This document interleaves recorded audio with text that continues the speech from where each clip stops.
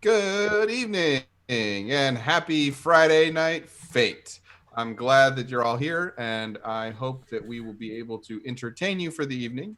We are Roll for Change, and tonight we are going to be playing the Portland Files, a Dresden Files RPG put out by Evil Hat, who are a fantastic company, and you should go look them up if you want to play the game. Although you have to get the PDF version now because they don't make the physical version of this game anymore. They sold all the copies of it. It's nuts. I am Adam. I will be your GM for this evening. I use he, him pronouns, and I will let my ineffable cast describe themselves and who they will be playing for the evening. Let us start with CJ. Hi, everybody. I'm CJ Hunter. I'm at Commander Pulsar on Twitter and at Commander_Pulsar on Twitch. My pronouns are he and him, and I hope everybody's staying safe.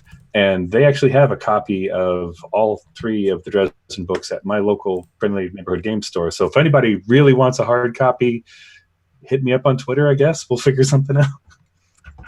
So yeah, you can still get them only in only one. One and only in local game stores now because they do not have any copies left in their warehouse. So Amazon might still have a few kicking around as well, but anyway, all the ones that exist are out in the world right now on my shelf. Yeah, and some of them are on our shelves. All right, continuing, we will go to Zach. Hi, I'm Zach. I'm playing Anderson Wells, aka Andy Spells. Andy and I both use he, him pronouns. Last I knew, there was actually copies of the Dresden game at my local game store too. They're closed, so I can't go get you any. Sorry. That's true. Continuing, we will come to Selena. Hi, I'm Selena. I play Nikki, a werewolf. And as far as I know, we don't have Dresden in our game stores, but I don't know because I don't go there that often. So I can't help you with that. I'm sorry. We both use she, her pronouns. Yeah, it is unfortunate, but probably not many game stores are open right now. Continuing on our whirlwind tour of the party, we come to Danielle. Hi everybody, I'm Danielle. I have Racontor on Twitter. I use she, her pronouns, so does my character Harmony Ward. And yeah, I don't think my game store has a copy either, sadly. But what are you gonna do? What did I start? All right. We have to all say it now, don't we? Yeah, that's the rules. Last, but certainly not least, we come to Nick. Oh, geez. As I knock over my microphone, unmuting it. Hi, I'm Nick. I play Percy. We both use he, him pronouns. There's something else. Was there some sort of theme going on? Was there? Nah. I don't have a local game store in a 10-mile radius of me. So, sorry. That's pretty close to what mine is too, but I technically have one like 15 minutes away. But it only does Magic the Gathering. So it's like oh, so close and yet so not helpful. So not. Anyways, we are back playing the Dresden Files with this lovable gang of misfits and shenaniganry causers. Last time, near the city of Portland, inside the city of Portland, in fact, in the duplexes where our two lovable wizards live, grenades went off. One inside of Harmony's abode and one inside of Anderson's abode. Both were dealt with quite handedly. One was dealt with by entrapping it in a bubble of spirit magic and totally nullifying its effects at all. The other was dealt with by making excellent life choices and giving in a little bit more to someone's fey heritage so they could sprint up the stairs. You're welcome. Definitely won't come back to bite Ian in the butt. Nope. The mook who had thrown the grenades was knocked out by Nikki and eventually, they managed to drag him tied up downstairs into Anderson's basement. Shafalia was pissed that a grenade was exploding inside of the building because she was promised that the wizard's houses were safe. Safe is a relative term. Safe is a relative term. It will be safe soon once we get her back. Safer. Meanwhile, Harmony finished her date with the Black King of the Black Court and totally had a nice, pleasant evening with no grenades. Yeah. He was able to learn that provided all of the other founders of Portland can be brought together to reach an accord, there would be a situation in which Niccolo could help. Niccolo expressed his desire to help, but that he could not be the first person to act because he survives by essentially remaining unknown, an unknown quantity within the universe. And so, therefore, if all of the founders were like, yes, we should do something, then he would also pitch in on your side. So Harmony, slightly tipsily, made her way back to the housing complex to discover that things had happened and danger had occurred, and came upon the group attempting to interrogate, might be the most kind word for it, but ask questions of the mook who they had captured. They spent quite a bit of time trying to glean information, though it seemed like the mook was not willing to play ball with you all at all. And eventually, after enough time, especially after one of you started to leave and go upstairs, decided to spring his trap, so to speak, aka he stopped pretending to be a human and revealed some of his nature, broke out of your bindings, and hurled Nikki at the group. Most of the group got out of the way, but suddenly, with a burst of inhuman speed, was up the stairs and out the door before any of you could blink. Literally. You blinked and he was gone, leaving you with lots of questions and not a lot of answers. You then realized that Shafalia was gone again. That she had seemingly gone outside to blow off some steam and was picked up. And so the group decides to get up to various shenanigans and or share about the various shenanigans that had happened to them while they had split the party, like they always do. And they essentially got a plan together. The plan was, we have to get the founders together. And so, like the best group ever, they split the party again. We're trying to be efficient. There's no need for all five of us to go to one place at the same time. Y'all are so near and dear to my heart. It's just like, hey, we got the gang back together. All right, what should we do? Let's split up the gang immediately. Okay. And we're going to make sure that wherever we go, Cole and Ian is not going to be where the crime is. So he's out in the forest. Oh, no, he's not. He's not. With I Arnie. know. He's actually maybe where the crime is going to happen. Maybe. For once. I'm not going to bet on it.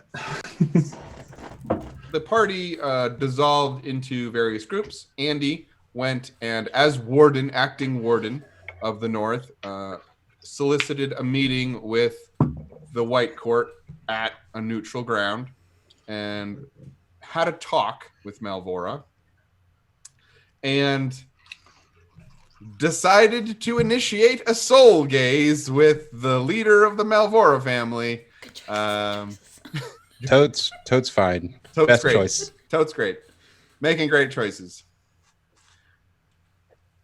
And realize that this man is determined to not lose face or power. Also saw when this particular Malvora and his family switched emotions to feed on. And this, instead of feeding on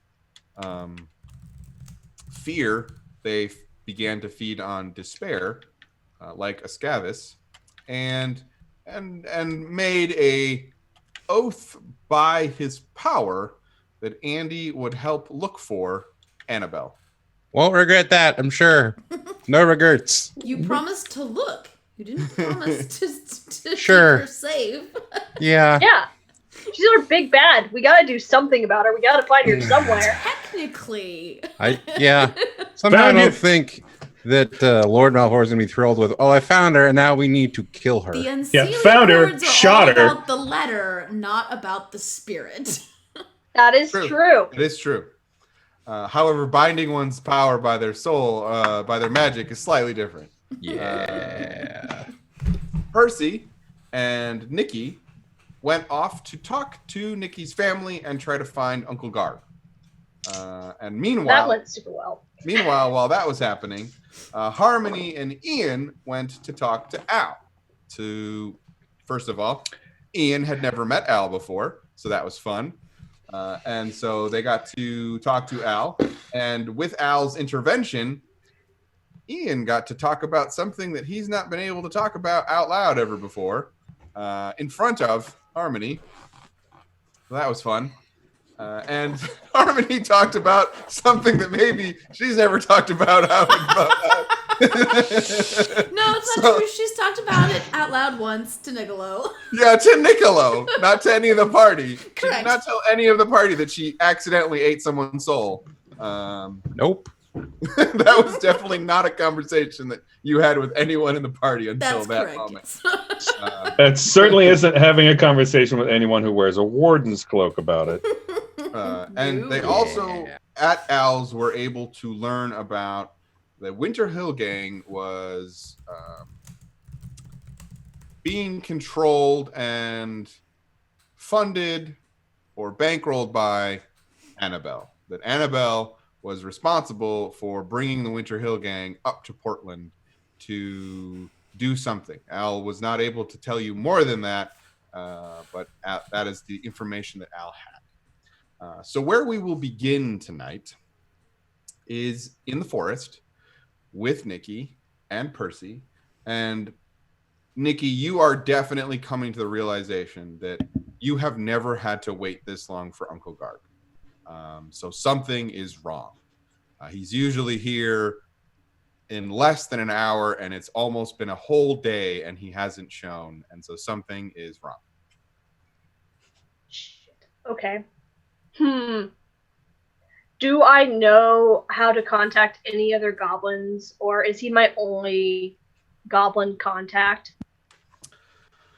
So this is not what you're going to want to do, but why don't you go ahead and roll a lore? Okay. Uh, Cool. And you can modify it with survival.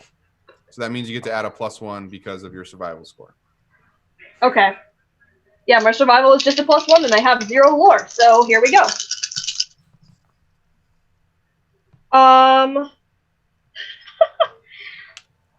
So that's a -1, so that's just a 0. Okay. So sounds I'm going to use a fate point for comfortable in the forest. Or comfortable in the wilderness or whatever. Or you could just tag Uncle Garg. I mean, you're looking for. Oh Uncle yeah, duh, that makes sense. I'm a goober. We're all good. And I'm gonna do a. Should I re-roll? Yeah, it's a wash. Or you could just get a +2, and then you'd be at a +2. Yeah, I'm just gonna go with the +2. Okay. So with a +2, you have had enough experience in your family and dealing with various fey creatures that, and I will say that Uncle Garg has taught you a simple. It's essentially a thaumaturgy, but it's kind of like how Dresden sets the trap for Took. You can kind of do that for goblins. You can kind of, you know how to set a trap for goblins, only goblins. And it's basically Uncle Garg taught it to you for just this kind of occasion. Like, if you can't get a hold of Garg, here is how you contact a different goblin. And you just set up this trap. And it is essentially kind of what you're doing, but you have to channel your will into the meat to summon a goblin. Right. Okay. So Nikki is going to have to try and cast a thaumaturgical spell. Okay, cool. Magic. Yep. And Welcome to the club. You can explain this to you can explain what you're trying to do to Percy as well, because Percy can assist. Okay. Percy also does magic. Kind of. Kind of. Well, not kind of. He does magic. Percy I'm just Percy is inherently kind of magic. Percy is to magic what sorcerers are to magic in D&D. He just kind of is there, and it just happens. That's kind of what Nikki is too. Think like because it's inherited magic almost. Okay. So what do I roll for this? So to do a thaumaturgical spell, Mm-hmm. it's something that you've never had to do before. It's perfectly fine. Yeah. You essentially try to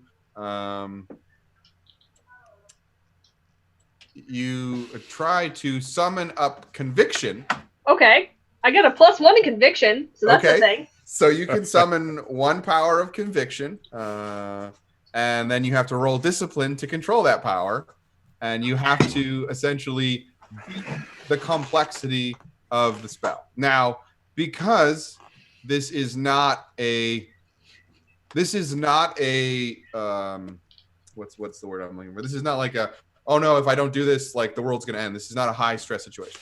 So essentially what I need you to do is I need you to roll your discipline check, because this is going to be a timed thing. So this is going to tell me how long does it take Nikki and Percy working together to get this spell to happen? Because that will essentially see, do you miss a scene, or are you still in like the back and forth of the scenes? Like this could be like you have to basically sit out a scene. Okay.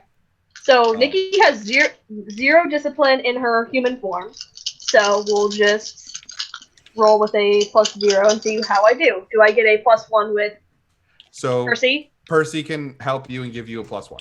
Okay.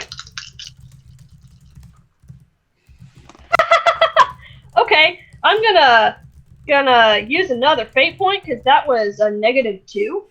Oof. Yeah. So. So we're just gonna use another fate point. I'm guessing we didn't refresh we didn't refresh today, did we? We have refreshed because nothing has. You guys separated into refreshable. Like you came together and then you separated, so that was a good point to refresh. Okay. So at two fate points right now, so that's great. That's Yeah, I'm gonna one more than I have. Yeah. Gonna have to re-roll because if I give myself a +2, it's just gonna be 0. Still at 5 right now. Jeez. Yeah. I didn't What use did any you do last to time. get such a wealth of fate Wow. points? That re-roll was terrific. I'm going to Look around at the these dice. disaster. It was still it was another -2. So these dice are going away for a little bit. Okay, so with a +1, that's a -1. Yeah. Okay,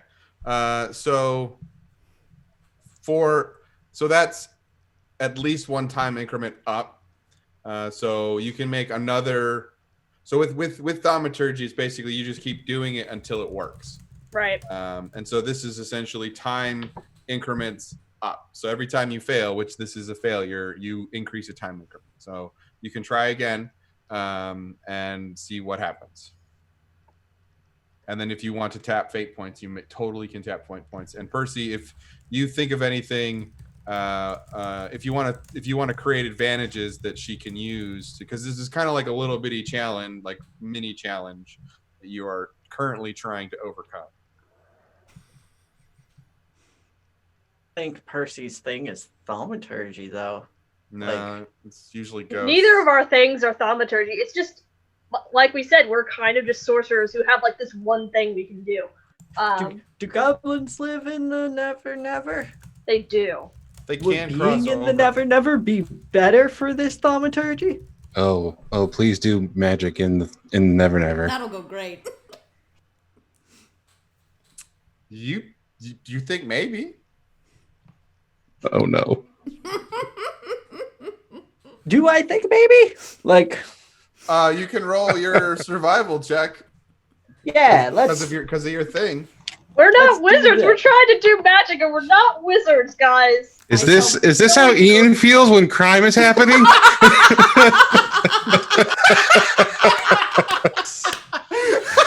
three. Thank you. I was just gonna say I'm the only DM that puts the wizards not where magic is happening and the rogues not where thieving is happening. And I just watch their frustration build and build and build. You They didn't all get put little us here. veins going, We "Ugh!" chose this. It's a shame Three. we split the party Three so total for survival.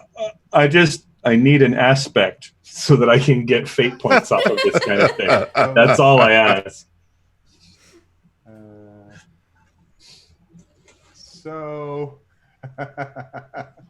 you know that. Let's see. I have to. How do I zoom in on this stupid PDF? If I remember correctly.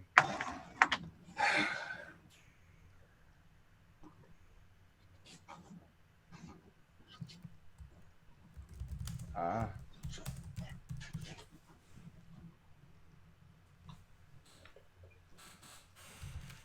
You know that magic is more prevalent in the Never Never. However, with your limited experience, you're not sure if the Never Never would enhance thaumaturgical magic any more than just like being like it enhances magic, but you don't think that it would benefit a thaumaturgy spell. So I'm not going to bring us to the Never Never, and I will explain why Percy's not doing a dumb thing, because I feel like that needs to be explained. Yes. Wise That's decision. That's out of I- character. Percy does not feel any negative ramification for this taking time and doesn't know that you rolled a -1. Like, Percy doesn't know that you're failing the spells and everything. Percy is just like, all right, this takes time. It is what it is. This is what he signed up for when he decided to show up. Yeah. So it's not like a desperate situation or anything. Yeah. Were it desperate, he would absolutely open up that way and bounce us through. But he's willing to take a nap in the bed of the truck and wait it out. Okay. Fair enough. I'll say that Percy, you are still able to help her like situate the ritual and are Okay. still assisting with the ritual. Because with thaumaturgy, it is like a ritual. You Okay. Yeah. put out all of the you put out all of the things, and you Circle. have the certain circles and the certain items and things. And so, whereas Dresden can do this with just a piece of chalk and a little flick of his wrist, you have to go whole hog on this because you guys aren't actually spellcasters. Yeah. No. Yeah, so it's like a full-on ritual. Like, I'm sure there's probably some blood and some like a knife or something like for all the points and all the stuff. Because I know Selena from reading Dresden, some of the magic stuff, and she's probably doing the whole thing. How long has it been? Yeah, like how long have I been trying to do this? So we are moving in the time increments. We are moving from a half a minute to a minute. So you've gone from 30 seconds. Now you're into a minute. And every time you miss, you're going to go up an increment of time. Okay. I guess I will try to roll with another set of dice. And Okay. it's still disciplined, but I still have a +1 because of... Hey! Oh, there. Never mind. Don't matter. +2! Okay. That's better. So that's a 3, and that's above my conviction. Well, that doesn't matter. But what Okay. matters is the complexity of this ritual is 3. So you actually summon enough shifts after a minute of doing you and Percy together, like kind of putting your heads together. The first time you don't feel anything happen, and you're like, pretty sure Uncle Garg said something was going to happen. And so you try it again, and you go through the rigmarole, and you realize that one of the pieces of meat was slightly outside of the like circle, and so you kind of like resituate it, and then you go through the motions and you go through the spell again, and you like touch the circle with your hand, and you feel this strange, echoing, concussive, without doing anything to your clothes or your person, you like feel it in your chest kind of impact you and spread outwards and just keep going through the forest. And it doesn't make a sound. It doesn't like the wind and the leaves don't rustle, but you just like feel as if you've been impacted with a concussive wave that somehow like thrums your soul as the call goes out. Well, I don't know if you felt that, but I think I did it. And Percy, you would have also felt, since you were part of the ritual, you would have felt this call go out. And it's probably the first time either of you have ever summoned anything. And so you have no idea to know how strong of a call. Did I just like scream someone's name at the top of my lungs on a bullhorn? Or did I be like, I need help? Like, you're not really sure what level that was. And so we cut away from the two of you as you're kind of doing one of these, like, okay, where's the goblin going to come from? Yeah.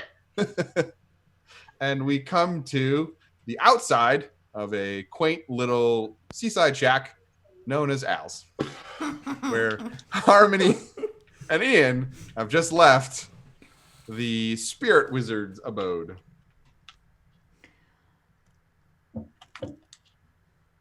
What are y'all doing? Staring at each other, I think, at this point. For a moment, and then just pulling the keys out of my pocket and walking to the car.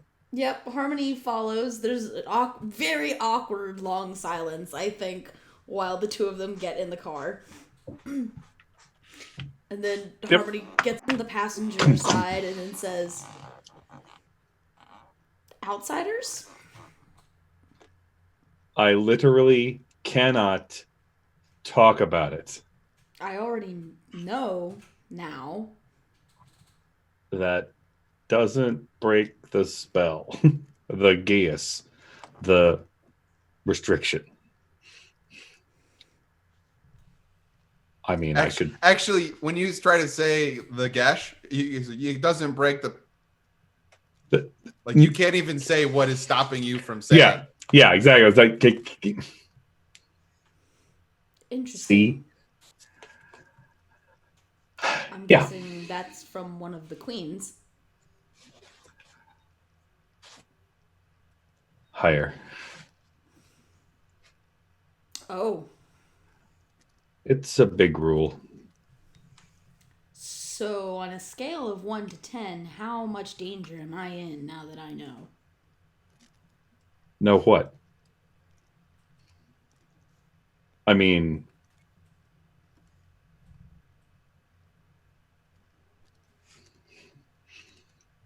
we just went in a shack. And you don't think word of that is gonna get around? I think someone would have to ask very specific questions and offer up something pretty big to get something like that out of.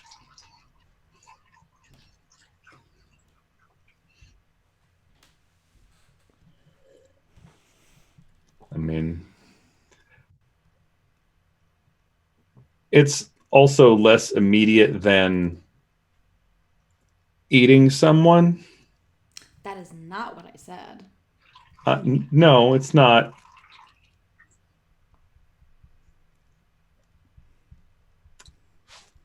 It was an accident. Okay. And So, as far as you know, you haven't eaten someone?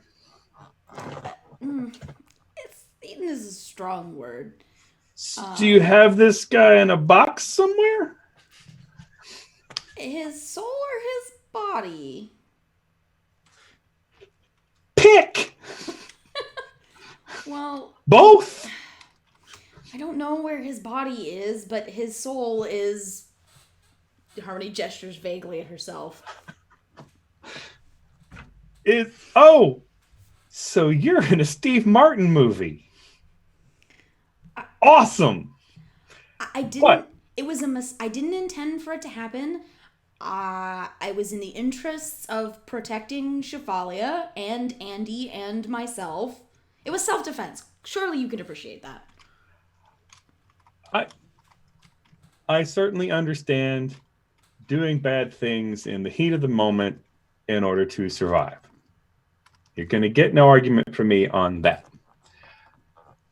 Is the plan to put it back? Yes, the plan is to put it back. Good. That's important. I have asked Percy for help locating the body. Percy doesn't know why. Okay. Yeah.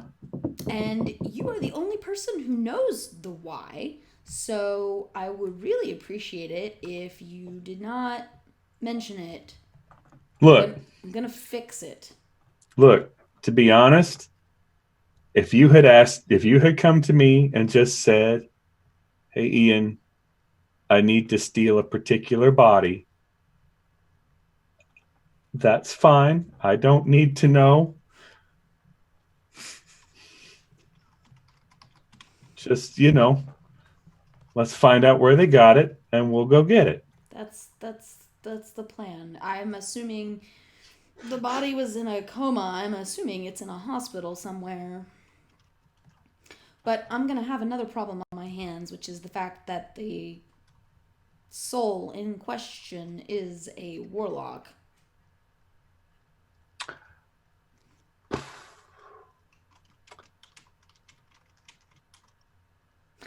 Adam, as a point of order, does Harmony know what thorn manacles are? Does Ian? Hmm. Since I think they're Fey make, yeah. they're Fey related, yeah. Uh-oh, we lost somebody. We lost Selena. Nope. And Selena's back, but the Oink. windows are going to shuffle. The windows are, yeah. Hopefully, yeah, okay, it's fine.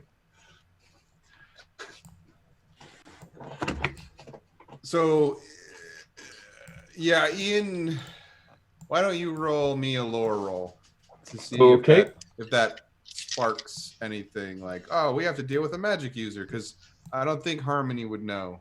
Yeah, given that my lore actually is 0, I suspect I'm going to be spending some fate points to modify this, but we'll see what we get. Because I'm pretty sure the only reason Dresden knows about them is because they were used on him.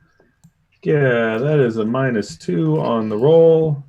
So I am, you know what? I'm going to leave it alone and take that as an omen and just fail that. Yeah. Okay. Thorn man, what? So yeah, so neither one of you know what thorn manacles are, I've been in trouble with the Fae, but I've never been arrested. and you're not a magic user, so the likelihood of them being used on you would be pretty low. Yeah. All right. So yeah, I not super sure yet what I'm gonna do about that. Well, like I said, it's good that you have both of the moving parts and they are in good working order. We just need to put them back together. Hope he's not any crazier than he was to begin with. Yeah, I'm just really concerned about him attacking us again.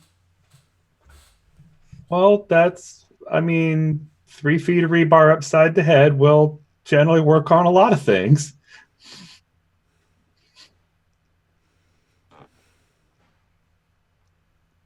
Okay. Putting the soul back in there and then giving him a concussion, he's already in the hospital, it's fine. We walk away. I'll let you know when I hear back from Percy, and we can. You do. Yes, you please involve me in this I crime. was just gonna say, I know you like being involved in crimes. We can sneak into the hospital together. How romantic. Wouldn't be the first time. But I would appreciate some help because I don't want I To don't be in want hospitals him- because you'll shut machines off? Well, that too, but I don't want I don't want this guy getting out of control. The whole point of what I did originally was to get him under control. I bet we could make sure he's under sedation before you put him back. That's a thought. We will be in a hospital. That's true. That's a good point. Okay, that makes me feel marginally better. Break the problem down into smaller problems. Solve them one at a time. The other part of the problem is that I think I might be on a little bit of a clock. Okay.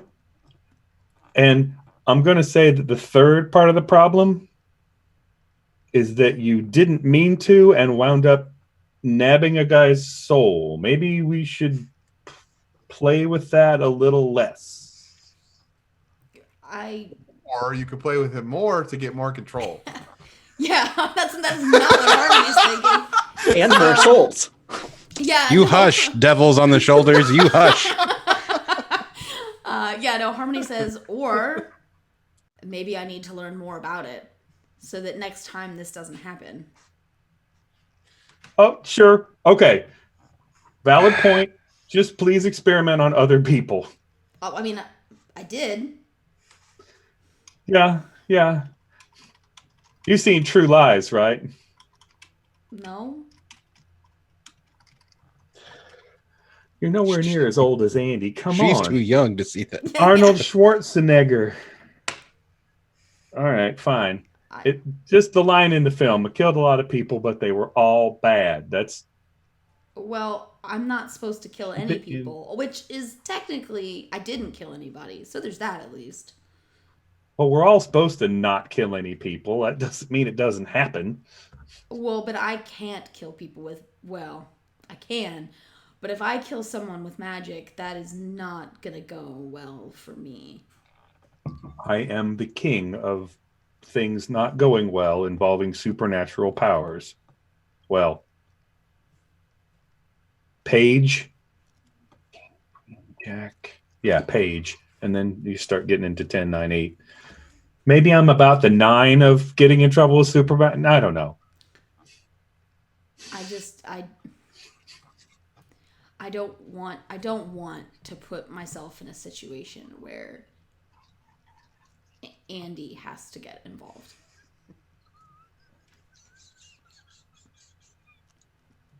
You mean in an official capacity? I mean, in an official capacity, yeah. I mean, Andy is obviously aware of Well, generally what's yeah. happening, but Andy is not aware that this happened specifically. Okay. You Well, are the yeah. only one aware that this specifically happened. Right. So we need to solve this problem very quickly. Correct. Yeah. All well, good. As I said, I do have a feeling that I might be on a deadline to get Right. this. I Okay. get the Well, sense that there might be a point of no return. where did after this happen? When did it happen? Where? Oh, at the hotel where Andy and I rescued Shefalia. Okay. And you just left the body there. Correct. Yeah, we kind of had to get out. Oh, okay. I mean, That, he was in a maybe coma. call me. That would have been a good phone call. I could have. Anyway. He was in a coma. I assumed he'd get taken to a hospital. Yeah, that's exactly what I'm thinking. As we figure out where that was, that hotel probably called 911. They would have taken him to the nearest hospital. That's why I And asked we can Percy. figure- I asked Percy if he could speak to his contact on the police force and find out. We could figure out exactly where the nearest hospital to that hotel would be. I might even know that, I say out of character, with a driving role, because driving role is all about knowing where things are in town. Yeah, that definitely functions as a, and you could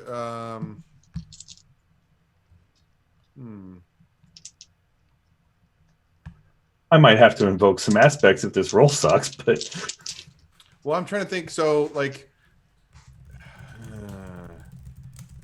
yeah, no, I mean- you don't get to modify it with anything. You just get to do driving. Okay. Because of what Yeah. you are. You don't. Yeah, I mean, there's probably. You don't know a thing that you would know if you were not what you are. Oh, okay, fair enough. All right, well, that's a -1 on the roll, which gives me a fair result. I Okay. think I'm actually. Am I happy with that, or do we want to make it a great? Let's just knowing a thing. It's a fair result. I'll go with a fair, a +2. So there is the main medical center, which is near where Shafalia used to work, and where she was moonlighting out of. Like she wasn't moonlighting in that building, but she was working for main medical center as an EMT, and that's the big hospital inside of Portland. There is a medical college called Brighton Campus that is kind of northy and westy of the city of Portland. And then there is, I think there's one more. Yes, there is a Northern Light Mercy Hospital, which is another medical center, and it's near the water, almost in the southwest of the peninsula. So the peninsula that is Portland. But the main medical center is kind of like almost not dead center in the peninsula of Portland, but it's pretty close. Probably the closest to the hotel. It's probably the closest to the hotel. Okay. So basically, I'll rattle off the three probable hospitals. I'd say the main medical center where Shafalia used to work might be our best bet. Probably where they sent EMTs from. Maybe it would be worth swinging by there on our way back to meet with Andy. Sure, because I'll be a whole lot of help putting this back. So you want to do this in the hospital, or do you want to steal this guy and do it elsewhere? Well, it's gonna be easiest to sedate him in a hospital, probably. I mean, probably, but I mean, we could go to Walgreens and get some stuff too. I mean, not when they're open. I mean, it's doing magic in a hospital is really not a good plan, but also this is really weird magic. I don't. Do you think? So, worst case scenario in the hospital, there's lots of other sick people with souls properly stored away in their bodies. Do you want that to go wrong? No. Okay. But I don't. Do you think we're realistically going to be able to get him out of the hospital? I mean, I've done dumber stuff. That's not encouraging.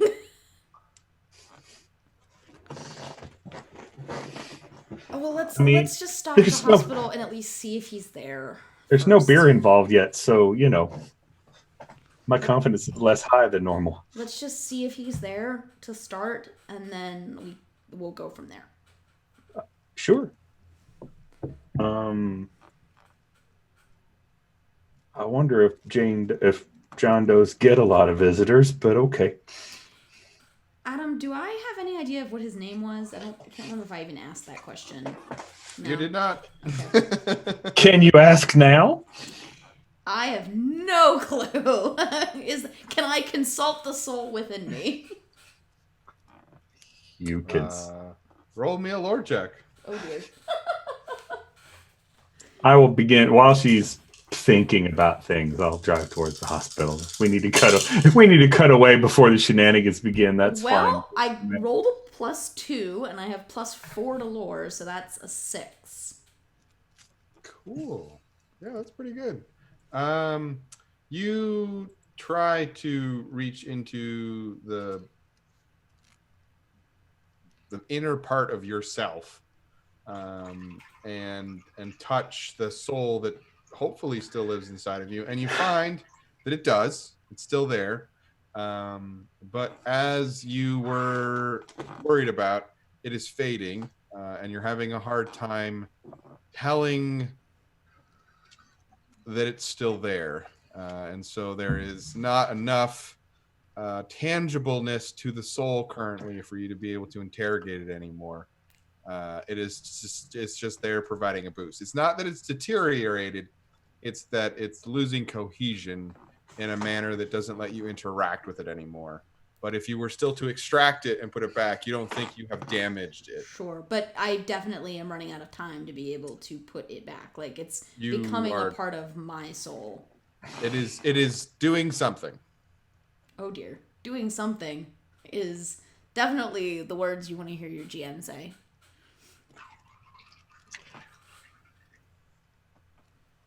All right. We'll drive to the hospital. Yeah. We'll You come out of that trance and let me know that we are yeah, out of time. I'll come out of it and be like, yeah, definitely on the timer. That this is gonna need to go back sooner. So okay. So the banana is out on the counter. All right. We're gonna do this at the hospital then. We might have no choice. Great. Someone's happy about that decision. Awesome. Okay. All right. So Andy, after Yep. your little tete-a-tete with Lord Malvora, where do you go? Somebody Probably home. Somebody has to talk So- to Whitney. Since oh yeah, we were going to talk to Whitney, weren't we? But Andy's not really done that much. Do I know where Whitney is? What an interesting story. Oh, good. Yes, you know where Whitney is currently living.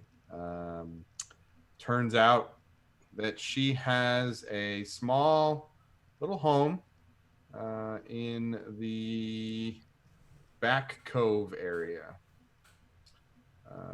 which is, if I ping, we actually have maps, so I can actually.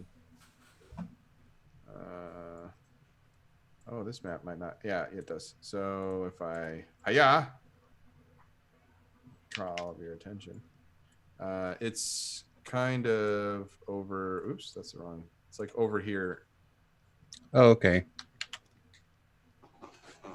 So it's on the water. It's near the water, and it's near some of the parks.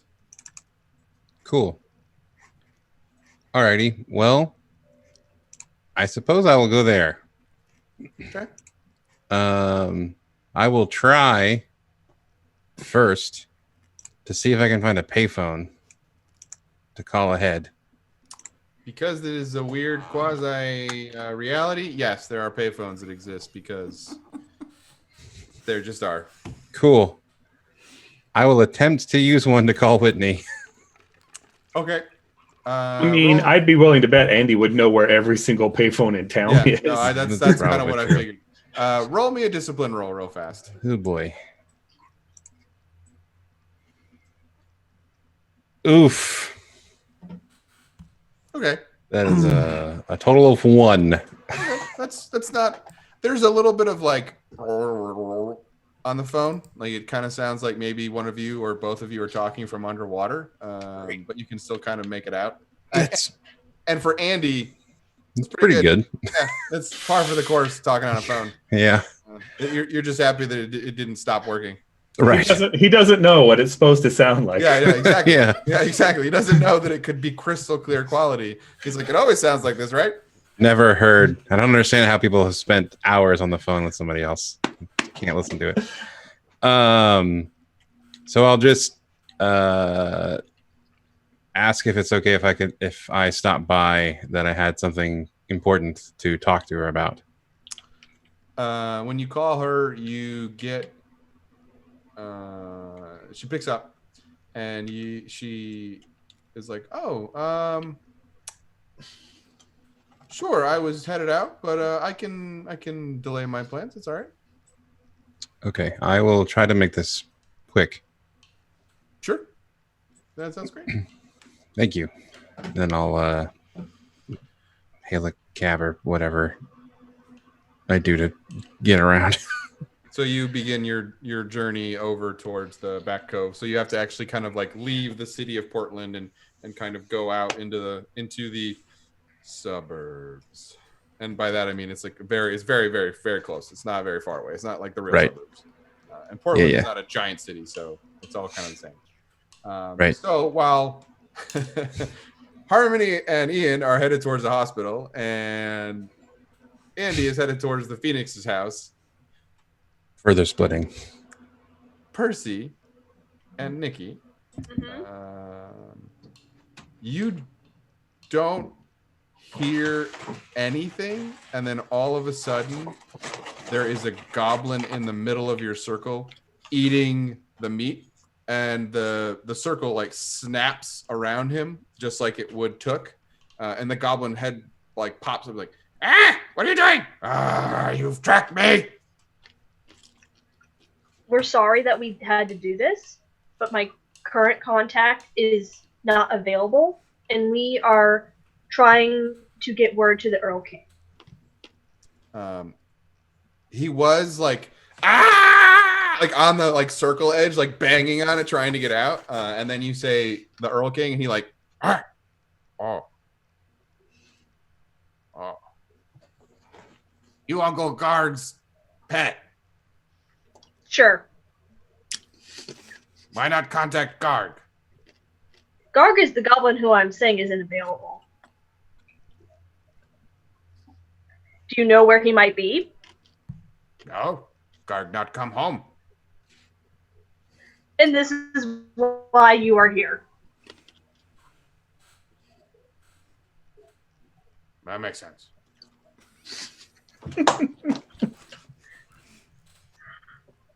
So, we are trying to collect emissaries. We're trying to collect an emissary for the Earl King to have all of the founders of Portland communicate about a problem.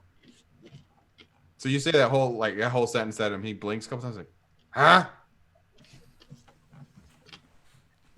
Too many words. Simple. There's a big problem, and we need the Earl King to help. Good luck. Now can I leave?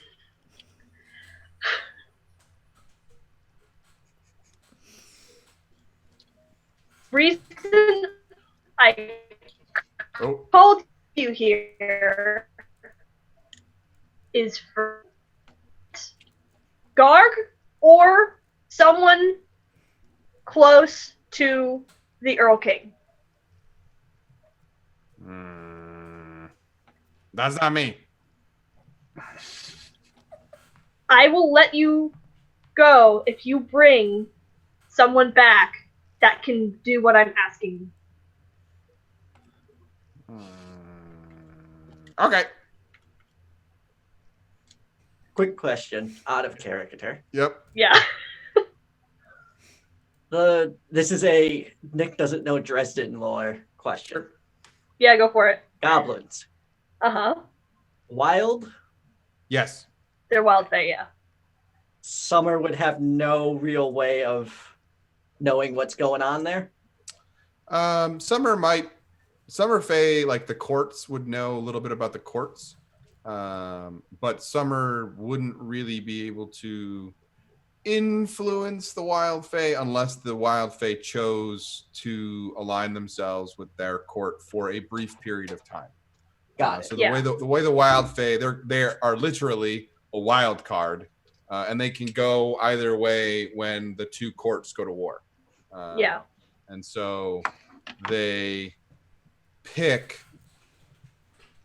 whomever like approaches them, and it's actually called the Summoning of the Wild, and they go and they basically gather up the wild armies that are willing to fight for either side. Not all of the wild join, because some of them don't care, or some of them are bored and don't want to do that, or they don't like following orders. But usually a lot of them join because it's a chance to kill something, and it's fun. I have a Toot real is technically wild, right? Say that again. Toot is technically wild, correct? Not anymore. Yes, but he is considered the lesser Fae, and they're not really practically summoned. Well, and I think Okay. in the later books they're considered Winter Fae now because Harry is. Right. A lot of them have sworn allegiance to Winter because of Harry. Makes sense. Okay. 2 more questions. Yeah, Yep. go for it. These Fae, wild Fae, can they lie? No Fae can lie. Outright. I knew the other 2 because Yeah, it's no- come up in game. Nothing of pure Fae heritage. So changelings are different because they have not Yeah. chosen a side. Yeah. But nothing of pure Fae can lie. That does So- not mean they can't get you to think that they are telling you the truth when they're actually not telling you what you think they're telling you. So they can lie by omission because they didn't say anything to you, and they can deceive you into believing something that isn't true. But they can only speak absolute letter of the law truth. So, second question. This is perhaps the beginning of a road that ends in something dumb. Fair enough. Always good roads. Here we I go. like those roads. Has there ever been a wild summoning for something besides the 2 courts going to war? One thing summons the wild court besides the courts going to war, and it's Mhm. called the Wild Hunt. Sure is. Yep. And that's the Earl King himself calling the Wild Fae. Well, that's the Earl King can do it, Right. but other people can start the Wild Hunt as well. Dresden does it. Yes. Dresden he does it at least once. And the Earl King is one of the founders of Portland, yes? He is considered one of the founders of Portland. Yes. Okay, all right. I think I know. Hoy vey, I think I know what Percy's going to say here. How much? So Percy's been living in the Never Never and around people. The thing is, he's been like around magical things before Portland as well. Mm-hmm. I think goblins are how tall? Does he need to like catch or squat down, or can he look this They're creature in the like- eyes? They're like between 4 and 5 feet tall, and they're kind of like burly. Like it's like thinking about the most swole short person you've ever seen in the Yeah. gym, and Got it. like vicious teeth, and probably has weapons on him. Got it. Okay. So I'm going to look this goblin in the eyes. Oh no. Take out my gun. Nikki's looking at him like, what are you doing? And say, so I would really like to speak to the Earl King. As a founder of Portland, he may be interested in collaborating with a wild hunt on a new threat that has invaded our city. The goblin kind of like looks at you and says, "Okay." You will bring me to him Oh, with God. no distractions. Oh god. This is internal Nikki, by the way. His never he was not smiling, his teeth were like out, but like his like this shark grin like appears on his face. You want to see the Earl King? Well, may as well go to the source. Gotta let me out first. If we let you out, you give your word to bring us to the Earl King without distraction.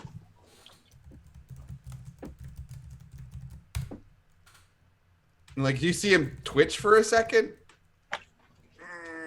Okay. allow us to leave safely. I can't make that promise. I can't promise for the Earl King. Oh no. Okay. If we let you out, you will bring the Earl King here. Oh God. Mm. Mm. Mm. Mm. Mm. Can't make that promise either. All right. Well, I guess I won't be meeting all three of them then. Can you promise to bring a message to the Earl King? Yes. Percy kind of gives a look at Nikki and says, "You should probably word this message, but our friend here will bring the Earl King this message without delay and without distraction, correct? And in exchange, we will let you out." Okay. And I think it's going to be, because I'm not sure if Selena is frozen or not. I think it's going to be kind of what we discussed earlier of like, hey, we're trying to get everyone together to, yeah. Okay. So we're trying to get everyone together to have a summit of sorts. And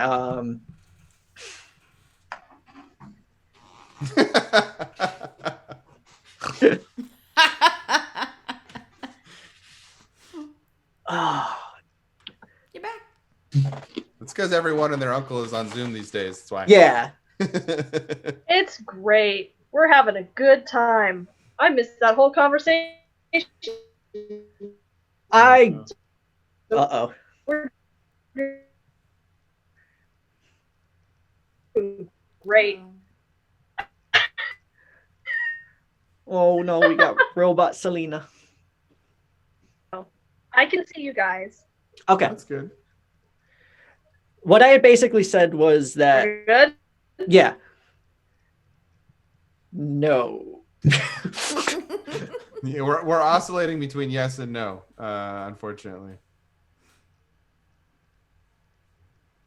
Bear with us while we have our technical difficulties. Excuse our oh, you're moving Oh. again. Cool. We got movement. Pretty good movement too. How we know we're doing it live. Yep. I hate Oh, yeah. my internet. This was expected for the last 2 weeks. As not to like, I hate bringing up my own position in Roll for Change, but as like the leader of the tech team, we've been like, oh God, what do we do? Yeah. Zoom's gonna crash. Yeah. The internet is full of internet right Yep. now. So Tubes are clogged. yeah, the Bursting tubes at the are clogged. seams. We need the Dick Van Dyke chimney sweeps to go through the internets and clean them out. We could use a series of trucks, a series of big trucks. Correct. That was my home Wi-Fi network at my previous house, was a series of tubes. So essentially, you've convinced this guy. Oh, I think Selena's gone again. Oh. I can see you guys okay. All Okay, right. that's good. Oh no. So it's really hard for us to know if you're still there. Ding. Internet. But you've convinced this goblin to God damn essentially it. go back and deliver a message that is lawyerly worded by people who are experienced with dealing with Fae Please. to talk to the Earl King. Yeah, essentially. Okay. So the goblin basically says, "Yeah, okay, I'll do that." Okay.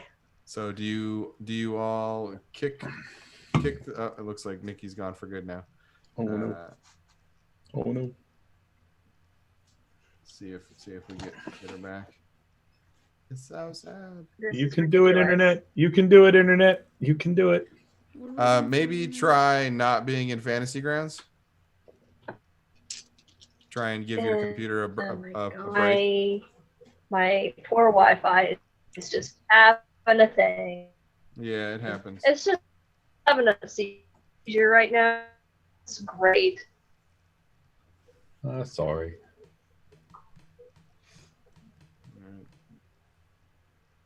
My internet has not been happy all day, so. So do you kick the circle and let the goblin out with his crest? I think so. Is there any role like you know what? Yeah, I think I'm fine with Okay. with what we set up. The goblin takes the letter and throws the rest of the meat in his mouth and just disappears. Okay. And now all of the cameras have become changed. see if Selena pops back in. Perhaps a restart of the router is required, so that might. Let's see.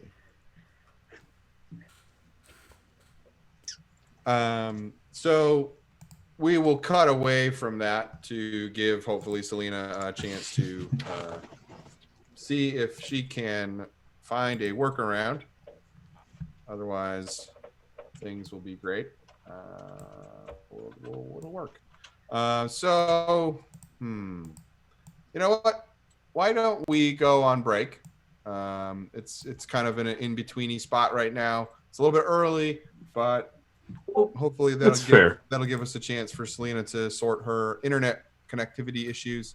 Yeah. So hopefully we'll be back in like 5-10 minutes, maybe a little bit longer if Selena needs a little bit longer, but 5-10 minutes. Stick around. We are playing the Dresden Files, raising money for the ACLU. We're glad you're here. We hope you're having fun. Don't go anywhere except to stretch, hydrate, all that good jazz. So don't go anywhere. We'll be right back.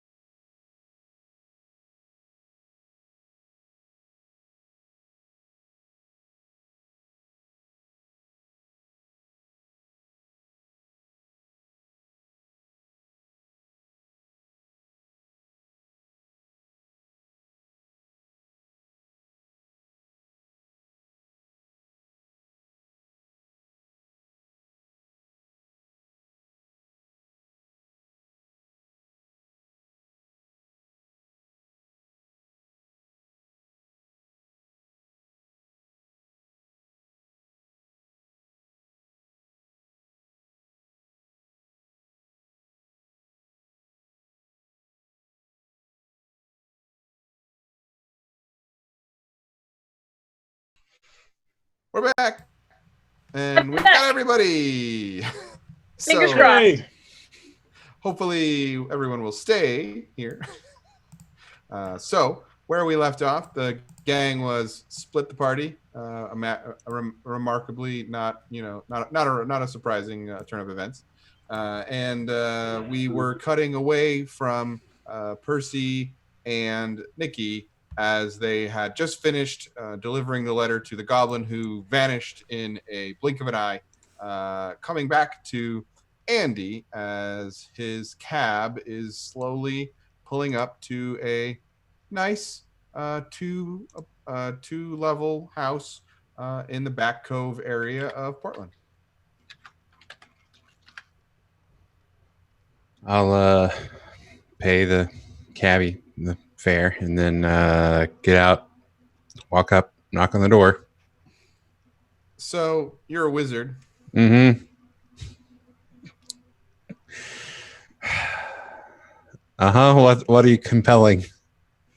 I am compelling you being a wizard, so your wizardliness, because instead of the normal fare, because you're a wizard, the machine shorts and charges you $200 for a fare to drive over there, Oh no! stressing your resources. So what does that mean? It means you have to pay this guy money that you might not have.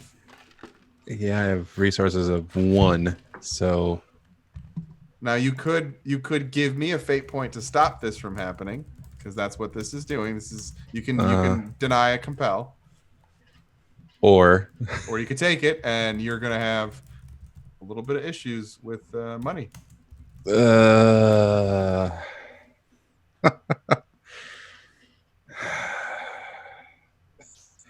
I mean, why not have 6 fate points? Sure. Okay. Do So it. you Do it. get into a heated debate with this cabbie because he's like, "No, the machine says $200. You owe me $200." And you No way that the fare from wherever we were to here was $200. and as you're having this argument, a woman with a lovely, she's wearing a lovely sundress in the middle of November, or excuse me, in the middle of the end of September, middle of October, comes down the stairs and says, "Don't worry about it. How much is it?" And just forks over $200 and into the cabbie's hand.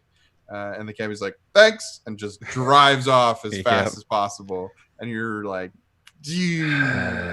magic. Tempted to hex that guy's cab.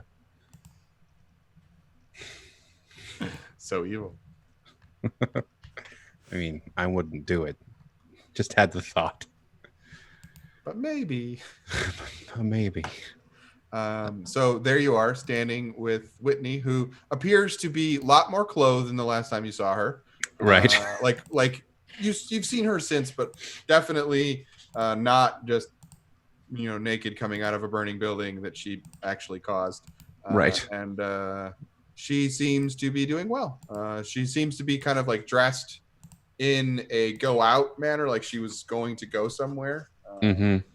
And like, but also in a sundress in the middle of Maine, October, which Right. Don't know. You've probably never been to Maine in October, but it's very cold. No. I figured it being the Northeast and all. You look very good. You're gonna get some attention, I think. Well, what's living for a few hundred years if you don't have a little bit of attention now and then, right? Are you hitting on them? Sure. I guess that. Yeah. I mean, it gets boring around the first century or so. I guess. I haven't come around to the second one yet, but Oh, it's always fun. You bury a few friends, but you learn a few new tricks. something to look forward to. Would you mind if we go inside for a moment? Why, wizard? Are you trying to get me to invite you into my house? Well, I wasn't.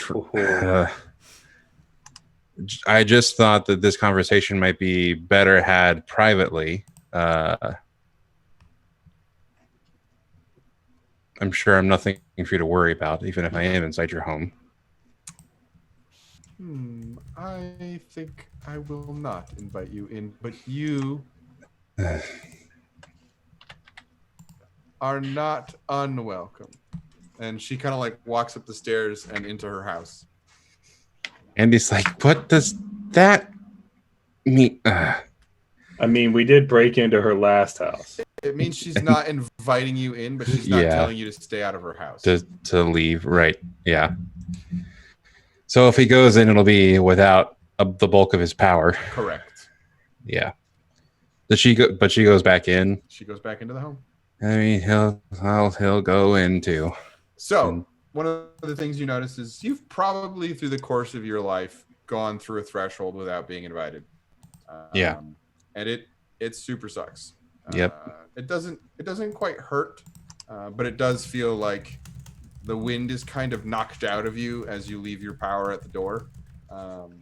Fortunately for you, the threshold here is not an extremely strong one.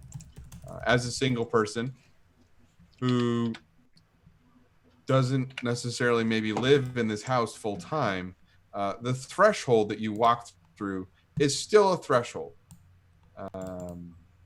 But it doesn't hit you like you've been hit before with the threshold. So you leave some of your power behind. You don't leave all of it. Right. It's essentially you get the sense that she was probably testing you, and maybe a little bit making sure you weren't there to like off her.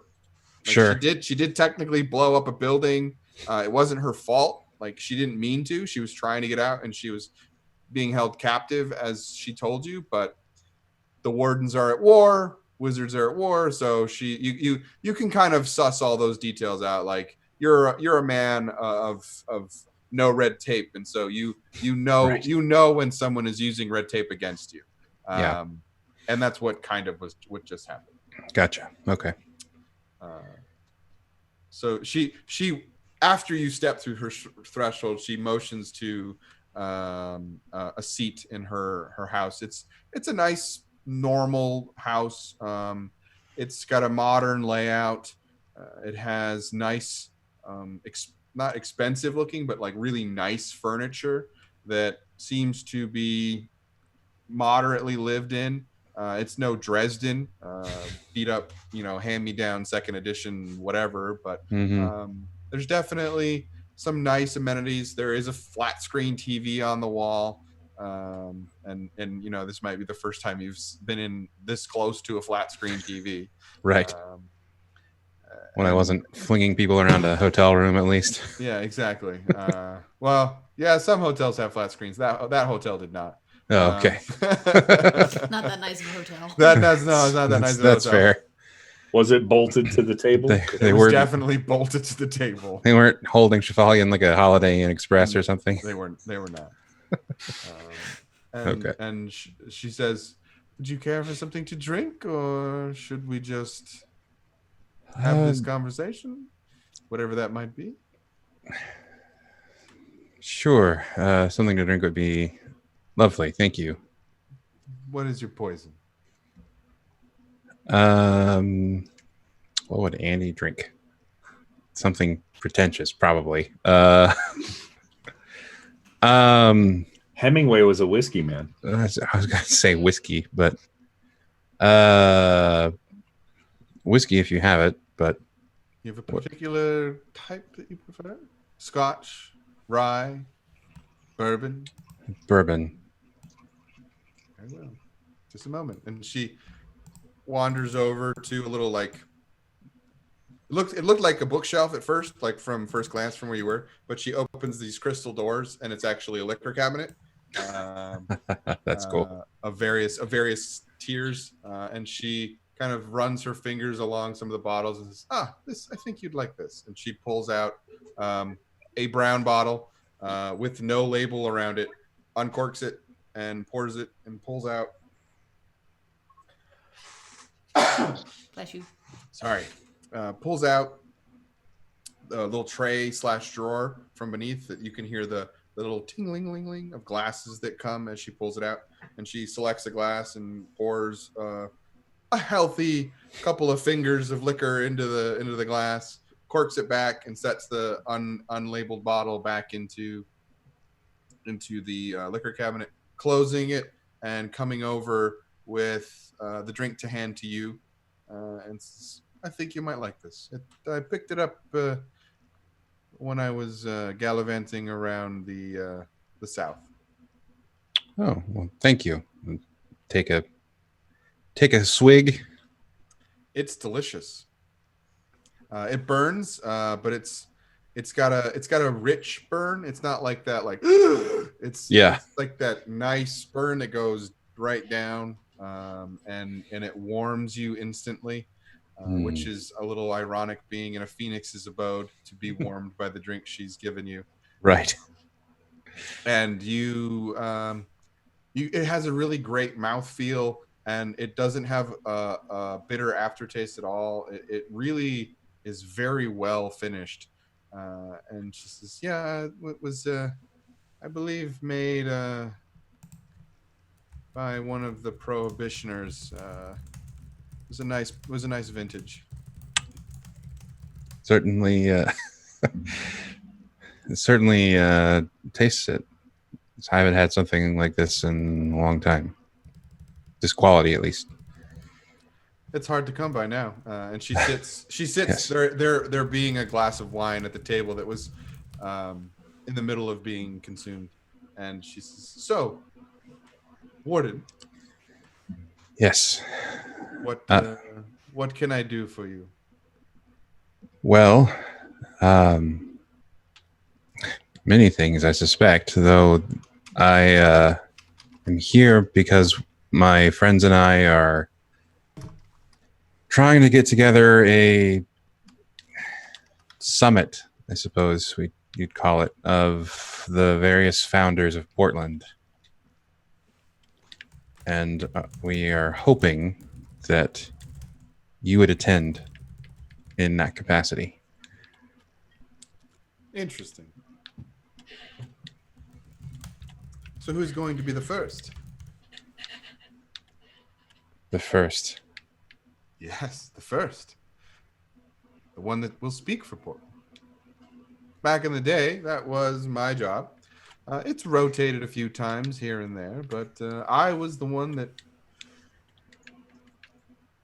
originally started this whole shebang. That went out with a bang, I suppose, which is slightly ironic that I was the one that started it and I was the one that sort of ended it. So what is your plan for everything?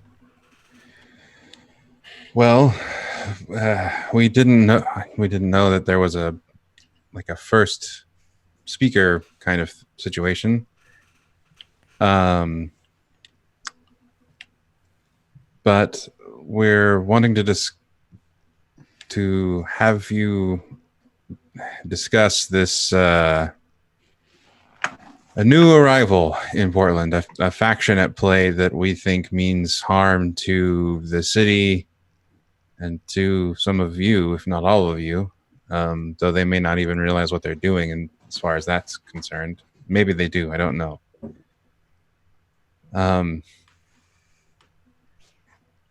There are people who have come from Boston. Interlopers. Yes, there were always interlopers. Yes. And he'll explain about like the ambush on the road and the Nikki's family's explosion thing, and basically most everything he knows that's happened that wouldn't compromise like Percy, for example. She follows along, sipping on her wine, kind of like drinking it in the manner that you drink, where you're tasting the wine and sampling the wine. You're not really like drinking wine to get hammered. Mm-hmm. Though you have no idea if a phoenix could get hammered, because who knows. And she listens very intensely as you talk. It's a little unsettling. You've not met her eyes before, so you don't know if she has a soul or not. from the Dresden file, like technicalities. Right. Are some creatures that you can stare into the eyes of and nothing happens, because they don't have a technical soul. I don't think Andy's going to push his luck with that one. You mean you don't want to stare into a centuries-old creature that just casually said, "Yeah, when you bury your first couple of friends, it's great." No. You don't want any part of that. No, No, not by choice. I mean, if she instigates it, I guess like it happens, but he's not going to force it. Look at her with the sight. What the hell? Andy, if you look at the Phoenix, I'll look at Niccolo. I have a feeling we would both just be screwed. Some wizard dares. I love it. Wizard I never. What's the level above legendary? Legendary plus? Yeah, you start making up adjectives after that. Yeah. No, please. Legendary +2. Super duper legendary. I believe at +2 it's like legend. Wait for it. Dairy. Dairy. Yeah. Over 9,000, you know. Over 9,000. But she has an intensity about her that you didn't know existed, and only mostly because you have not spent a lot of time with Whitney since she assumed the form of Whitney, and after the whole explosion, you occasionally chit-chatted and you helped make sure she was okay afterwards, but for the most part you kind of went your separate ways. She seemingly was like, "Yeah, I got a place, I'm fine, don't worry about it," and you were all like, "Great, that's one less thing we have to worry about." Yep. And so this is the first time any of you have ever spent any time with her, really. And so she's listening to your words very, very, very intently. And it's something that you notice as a storyteller and a story writer, of someone who is actively listening and taking in details. And when you finish, she says, "Yes, this does sound like a white court plot. Cat's paws within cat's paws within cat's paws. A little malarkey thrown in just for shits and giggles." It's one way to put it. Yes, they're rather predictable in their unpredictability. It's kind of why I like them. It gives them a trusting untrustworthiness. They, if nothing else, are the devil we know in this whole scenario. The devil you know. Yes, I've always enjoyed that phrase. It conjures so many images of so many worse things possible. I don't really want to dwell on the things that I don't know about right now. There's plenty of bad things I already know. Oh, but things can always get worse, wizard. Always. That's the fun of life. That things can get worse? Yes. Experience. Trauma, danger. Oh, it's like a fine bouquet. I don't know. I feel like I've had enough excitement, but I'm going to get more, I know. Well, yes, if you're not excited, if you're not living, then you might as well be dead. I'd be okay with having at least a break between excitements. Ah, yes. A rest to recover yourself for the next bout. I understand this. Yes. I like to take a few hours at least between death-defying stunts. I appreciate that. Were you on your way eat to a something. death-defying stunt? Potentially. I was going to see, and she kind of like puts her hands out as if she had just put on like a new pair of gloves, kind of like, just gonna give this new form a test drive. Oh.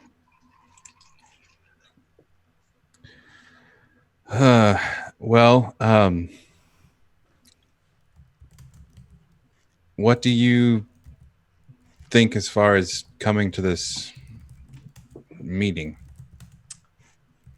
Well, I have a few pieces of advice. They're free. You don't have to listen, but that is what it is. I would suggest having a plan, having a goal other than ousting this interloper. You have to understand something. The reason we brought in Yara was because no one group wanted to cede power to any of the other groups. No one wanted the other to have dominance, so we brought in a third neutral party to judge us all equally, unfairly, or fairly, given the circumstances. That being said, Yara is not going to come back. Not many know the finer details of the contract that was signed all those centuries ago, but one of them was, should I ever cause Yara any damage through my powers, the contract would be null and void, and there would be no room for reinstatement. It was an encouragement to keep my appetites in check. And so I designed my hidey hole, as you eventually discovered, to let off some steam, as it were. Right.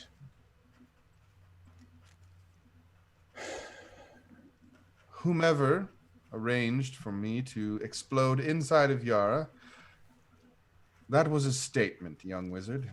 That was a statement loud and clear that said, get away, Yara, and never come back. So whatever your plan is, it cannot include the Svat elves. I hadn't really intended to make any overtures to them. We kind of assumed they would be unwilling to return, even without knowing the particulars of your agreement with them. Yes, killing several hundred of them probably would also make them quite angry. Right. I wonder what it's like to be hunted by a Svat elf. I will let you tell me about that one day if you decide to do that. That's not an experience I want to share. Oh, but it'll be a new experience, and that'll be fun. I haven't had one of those in quite some time. I have, as my friend Percy would say, the beginnings of a terrible idea. Oh, that sounds fun. I'm not sure if it's even possible, but maybe you know. It's possible. Though the one that knows everything is not me. No.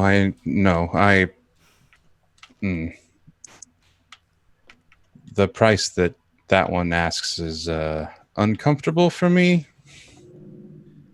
Ah, yes. His price is always so funny. That's one word for it. How familiar are you with the Unseelie Accords? Intimately. It is the longest of Hail Marys, I think. But do you think there's any chance that we could somehow get Portland covered under them? And if we could, that the founders would agree? Probably not. Was one of the first things we argued about, but the Unseelie Accords favor the Fae. And not all of the creatures that live inside of Portland are Fae. And we were attempting to build something of a neutral port without being neutral from under the Accords.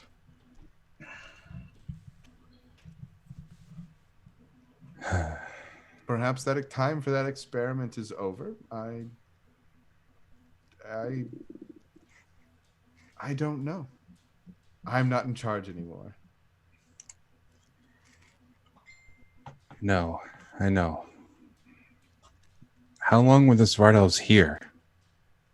Since the beginning of Portland. So none of you have really been in charge then this whole time? No, I was the original speaker of the contract. So the contract was with me. And the others were signatories to the accord with the Svat elves. But ultimately, since I was the asker of their services, I was the primary or the first, as they like to say. So you are going to need someone to either act as the first or get a bunch of power-hungry immortals to agree on a task. Right. So it's more likely we're going to need a new first and some kind of new accord. Yes, and someone to enforce it. Right. Someone who everyone will agree to. Great. And we're out of Svardells. And you are out of Svartalfs. And toilet paper. I see you down there, Nick.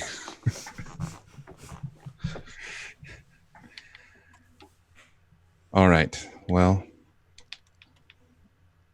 I'll need to, my friends and I will need to figure that out. Yes, and I look forward to seeing what you determine. So I will definitely show up, only to see if you wind up burning the city to the ground a second time. Well, actually, no, it would probably be closer to the 6th time, but that's okay. Well, I hope it'll be a good show, whatever happens. Oh, I'm certain it will be. I'll be in touch with the details once we know time and place. I look forward to hearing from you then. Is there anything else? Would you like some more bourbon? You seem like you might need it. Think I will, yes. Excellent. And she stands and refills your drink, and we pull out of Annabelle, or sorry, reading the chat. We pull out of Whitney's abode and zip to the Harmony and Ian team as they are making their way downtown. Yay. Driving fast. You're probably not driving too fast because you didn't have very far to go. Portland's not a very big city. No. So you are making for the main medical center, Mm-hmm. the large hospital. What I was gonna say is, so Ian, how do you recommend we proceed? Well, coma patient. Correct. Well, there's got to be admitting, which means there's probably records. So we're going to have to get into a nurse's stand, Okay. probably on the ICU level, Okay. which means probably some kind of distraction that gets all the nurses involved. Yeah, I mean, Like, I don't know, like maybe some equipment malfunctioning. yeah, I can definitely do that. I just. But can you do that in a way that the signals go off, but the machine don't stop working? Ugh. Yeah, it's fine Um, control. I think it might be easier for me to hex a system not on the ICU level. Yeah, but that won't get us the right records. How about a fire alarm? I can definitely hex a fire alarm.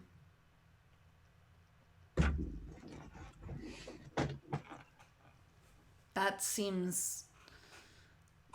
Although they'll start moving the patients, are we okay with that? Actually, that might. Hopefully they'll start checking out the fire. I'm sure there's procedures, but picking somebody up who's attached to machines and moving them is probably one or two steps down the list from, checking out, see where the fire is.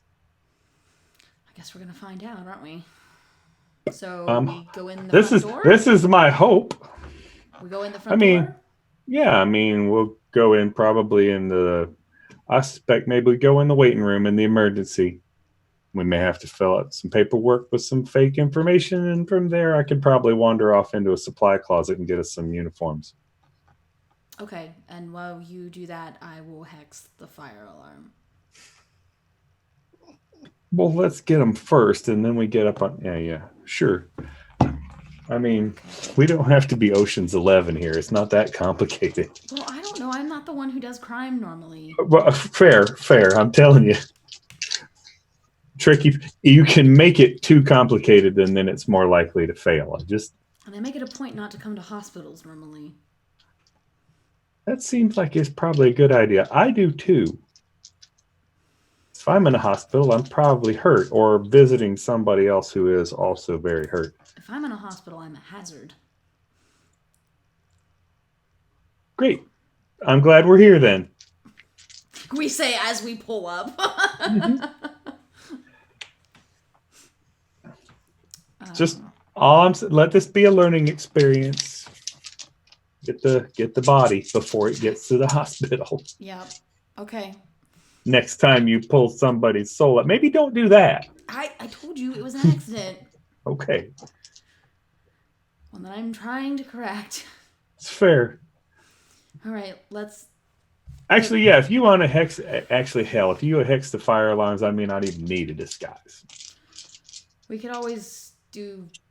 I maybe can do a veil. Oh, honey. I can. Now that I think about it, I was going to get the disguise for you. Okay, well, I can look like a nurse. All right, let's. We can always do Get Out. Oh, I love that movie. We are not doing Get Out and then in a hospital. Into the ER. Help! It's yeah.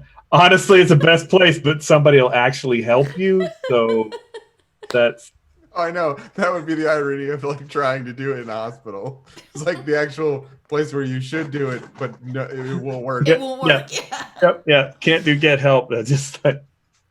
Okay, so we go in the emergency room, waiting room Okay. area, or do you want to go in the front? Well, I mean, whatever. I usually pull up to the emergency room because it's where it's where I usually have to go. We're gonna go There's another entrance? Yeah, we're gonna go in the emergency room, it sounds like. There's another entrance?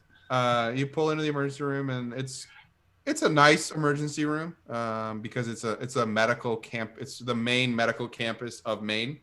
And so it's a big teaching hospital with smaller offshoots all over the state of Maine. And the waiting room is a standard waiting room, sliding doors. You've got nurses behind station waiting for people to fill out forms. And as you walk in, one of the nurses looks up and says, what's the problem? Some kind of bronchitis. Okay. All right. Fill this out. And we're going to need your insurance card. All right. I'll take the paperwork and make a show of like helping Cole to a chair in a way. To a chair. Okay.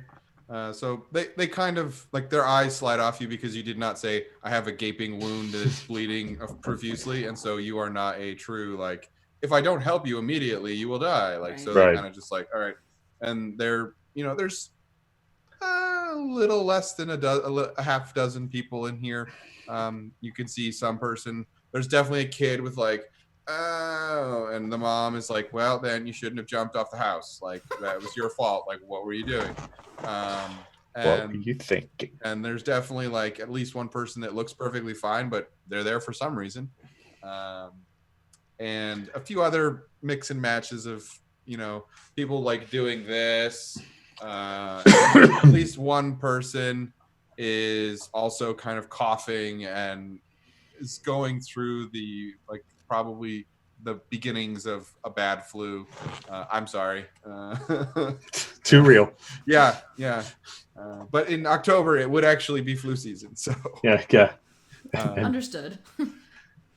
And you don't notice anything like there's no big crazy like multiple gunshots or any kind of like. Hopefully anything. they've put them further. They've There's shuffled. there's Those guys can shuffle through, I think.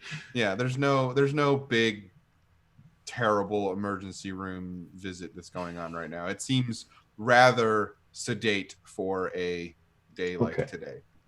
So you said medical campus, which means the ICU may not even be in this building. It is a single like big building. Okay. Let's see. Let me make sure that I'm telling you all truths here. Yeah, it's a four-sided building, but by four sides I mean it has like a building here that connects to a building here that connects to a building here that connects to a building here. Yeah. With like a gardeny park in the middle. So it's like a big college dorm 4-poster room that has the walls of the building are buildings, and they're several stories high. So you probably have different wards and different buildings, and the emergency room and like general admission are real close to each other. Excellent. I'm actually going to get to use a mortal stunt that I haven't used day one, called Stay Close and Keep Quiet, that I complement the stealth of my group. So I will help you sneak through this hospital. Cool. Well, I'm hoping that maybe a burglary roll will help me case the place. Maybe find a map, a stairwell map or something like that. I'll allow it.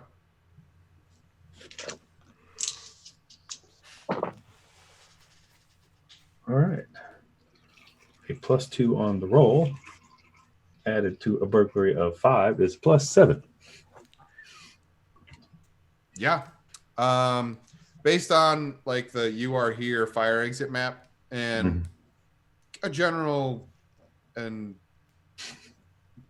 vague feeling of doing this as a living, like knowing where to go and like how to read maps that aren't real.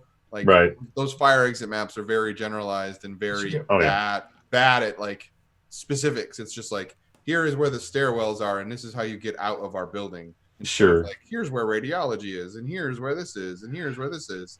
But there also might be, a information kiosk or something, like if you're visiting. And you are able to glean from the emergency map where to go to get one of those, essentially, because you're in an ER right now, and an ER has little to know of that information. It's just like, here is a room. We'll tell you where to go. Yeah. Yeah, and exactly. We'll tell you where to go, and we'll bring you back to the doctor. So there's not a lot of information for you to glean. But you were like, all right, if we go through that stairwell over there and go up 2 floors, we should be on a main area that we could get away from being seen and kind of figure out where we are. And while there's not a lot of traffic, because you are not a serious case, you are not being hounded or like they're waiting for you to bring the clipboard back, not like, all right, what's going on? Like they're not. Where's that guy? Yeah, where's that guy with the clipboard? Yeah. All right. Do we want to try and? I think we should just try and sneak up there. Stairs? Okay, I'm gonna warn you. I have nothing to sneak. Well, now you have at least a +1. Yep, he gives you an automatic +1. And maybe my +4 on the roll and my stealth of 4, maybe with an 8, I can help cover you. So I rolled a +1, so it's a +2. That it could be a lot worse.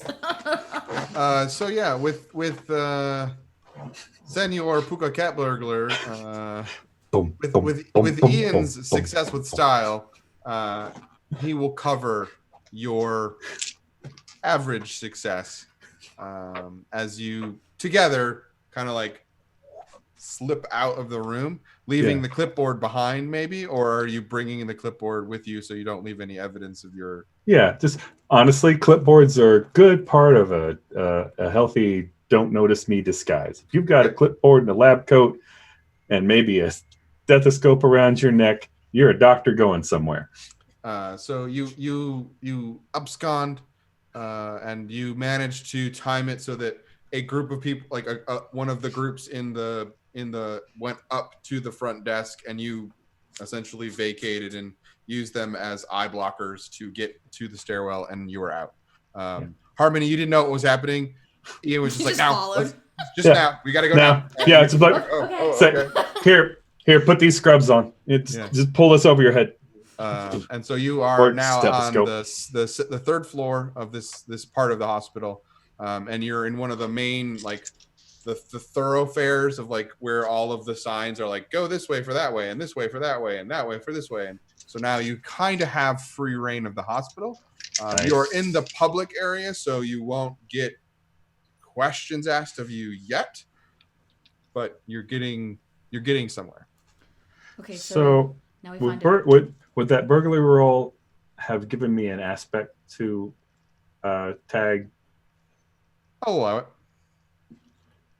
Know my way around here, or something along those lines to name it, because I'm probably going to use it once and then throw it away. But we need to find a terminal, right? Or a station, or paper records, or whatever. I think the computer would be faster. All right. If please don't blow it up. I will stand far away from it. That's about all I can promise. I just and I bet the nurse's stand probably has a couple people there, which we'll have to find a reason to get them out of there, and that's probably where you come in. Okay. What do you want me to do?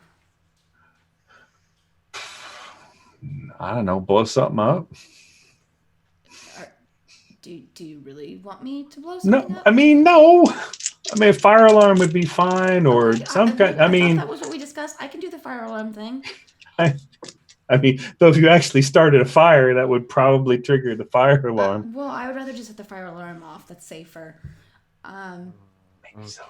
Okay, so if we can find a station or a terminal where we think Cole can get into the records, and then I will find the nearest fire alarm, which I assume must be somewhere close by. I'm gonna bet there's a deceit roll in here somewhere. I'm sure. Well, 100% going to be a deceit roll. I'm trying to remember how to purposefully hex something. Pretty sure that's an evocation. I think so. It's an evocation effect.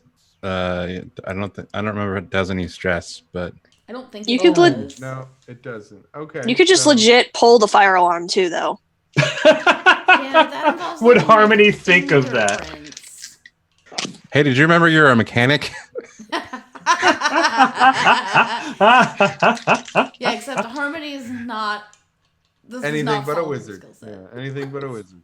Well, I mean, yeah. If you hex, I mean, there might. If you hex it with your power and go way overboard, there might be a fate point in it. I'm just remembering an evening in the morgue. She's 100% going to hex it and not pull it. She doesn't want to actually have to touch it. And plus, breaking the glass on it could create sound. So,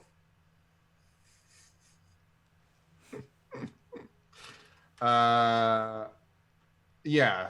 Ian, roll me a deception check. Harmony, roll me a deception check. And how much power are you pulling into your... My hex? Yeah. All 8. Yeah. It like 2 Push shifts. I just want enough to set it off. I don't want to I don't want to destroy it, and I don't want to destroy any of their equipment. That's a wash. So for deceit, that's +2. Harmony's actually fair at deceit. Okay. And what did Ian get with his deceit? A 6. Okay. So no one grows suspicious of you lurking, because you're starting to enter the lurky stage of what you're doing. Okay, so I don't think you roll anything. I think this just happens, but let me double check. I'm really tempted to just bluff and browbeat while they're No way. distracted with this other, and just say, "Look, I need the records for the John Doe coma patient." No. So yeah, it's just like normal modifiers for attacking targets apply here. So hexing cannot be used to manipulate technology, only destroy it. So Ah, I can't use it to set off the alarm. I would just wreck the alarm. You it would just fry it. things. Yeah, you Yeah. would break things. Okay, maybe I just have to pull it. Okay. Use your sleeve if you're Yeah, not. Harmony will like roll her sleeve up and then give it a yank as she walks, kind of like casually walks by it. Okay. Oh no. It's great. This is This is a terrible fantastic. plan. This It's is a fantastic plan. So, as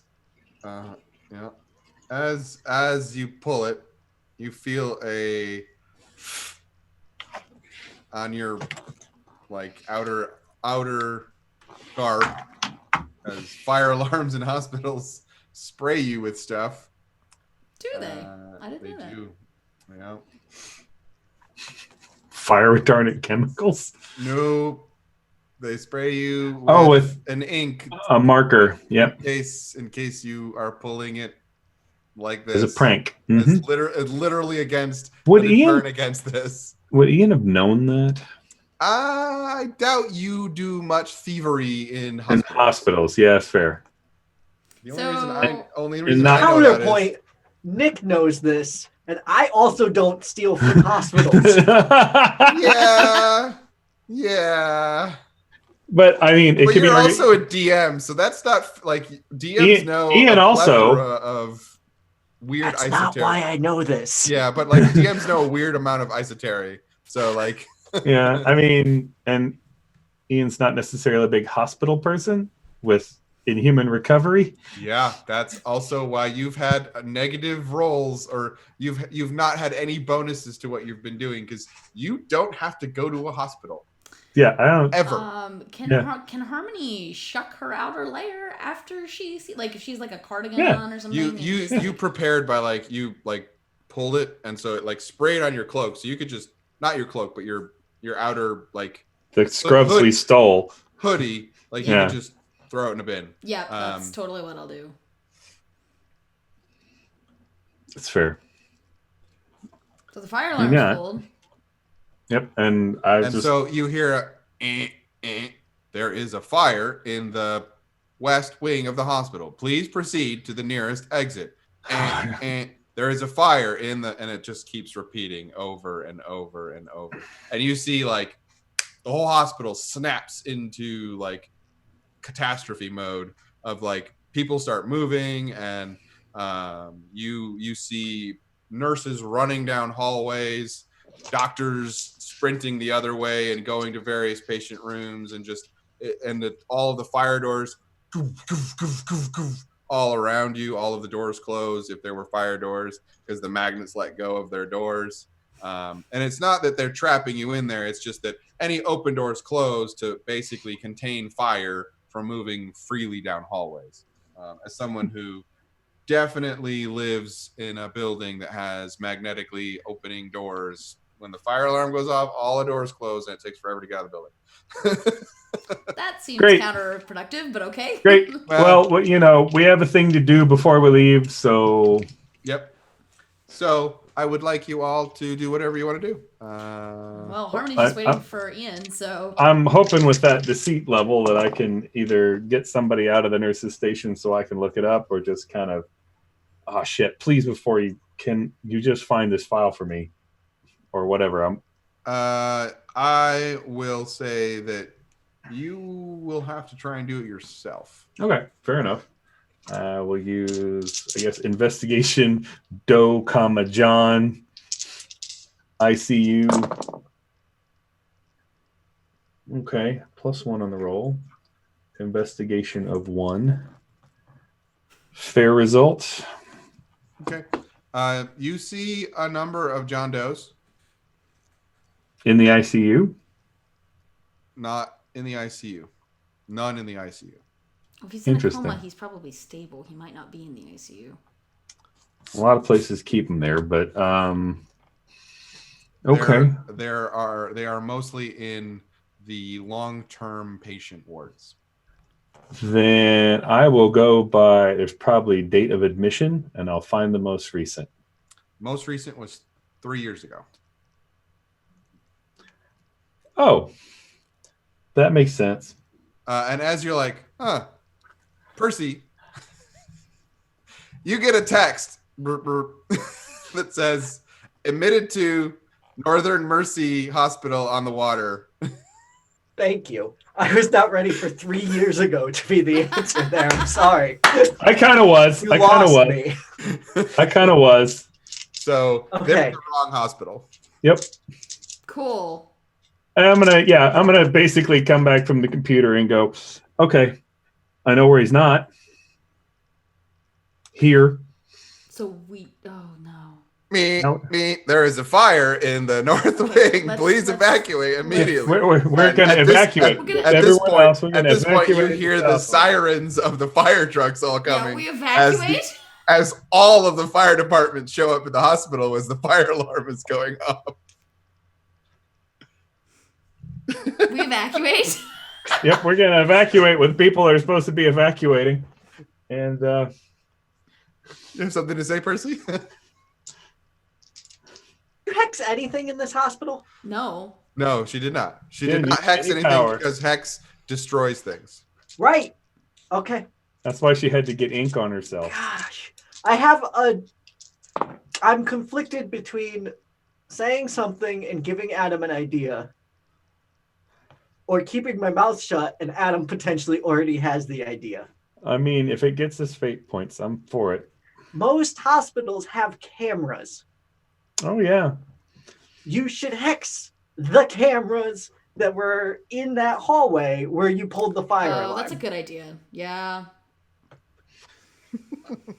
I mean, This is literally this. You are out of Ian's element. You are in a place that Yep. you're like, I don't know hospitals. Hospitals are weird and they're scary Yeah, places that I but don't need to be. And the cameras I mean- are well hidden usually. too. Harmony would Like, They No. are very well hidden.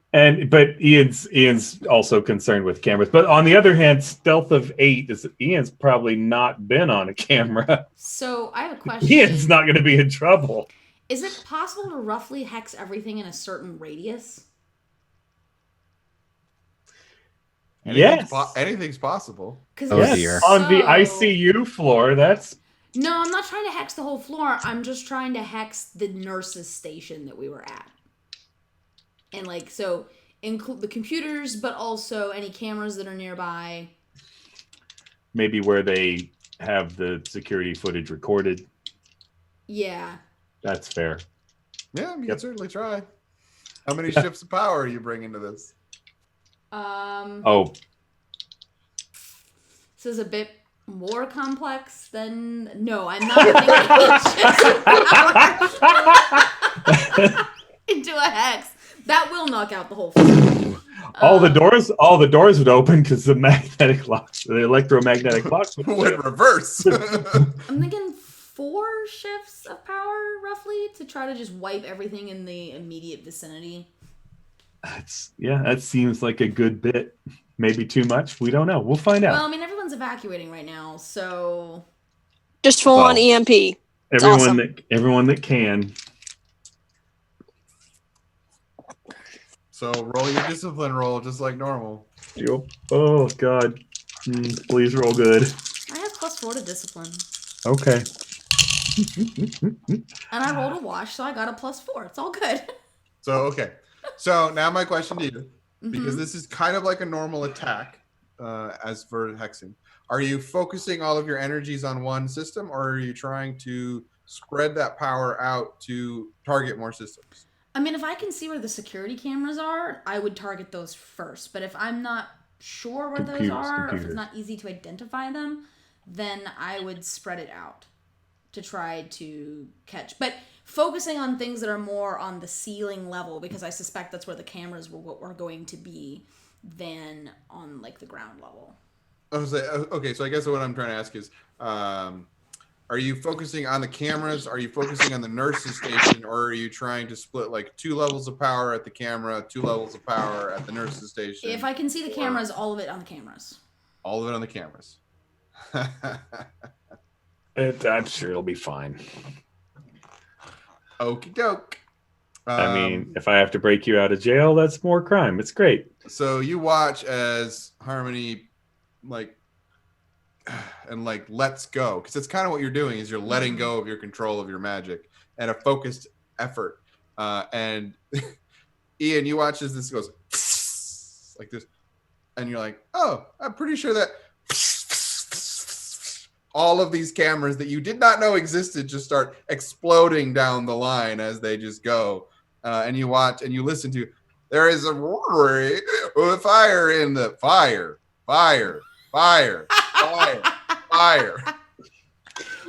I think we've about done everything we need to do here.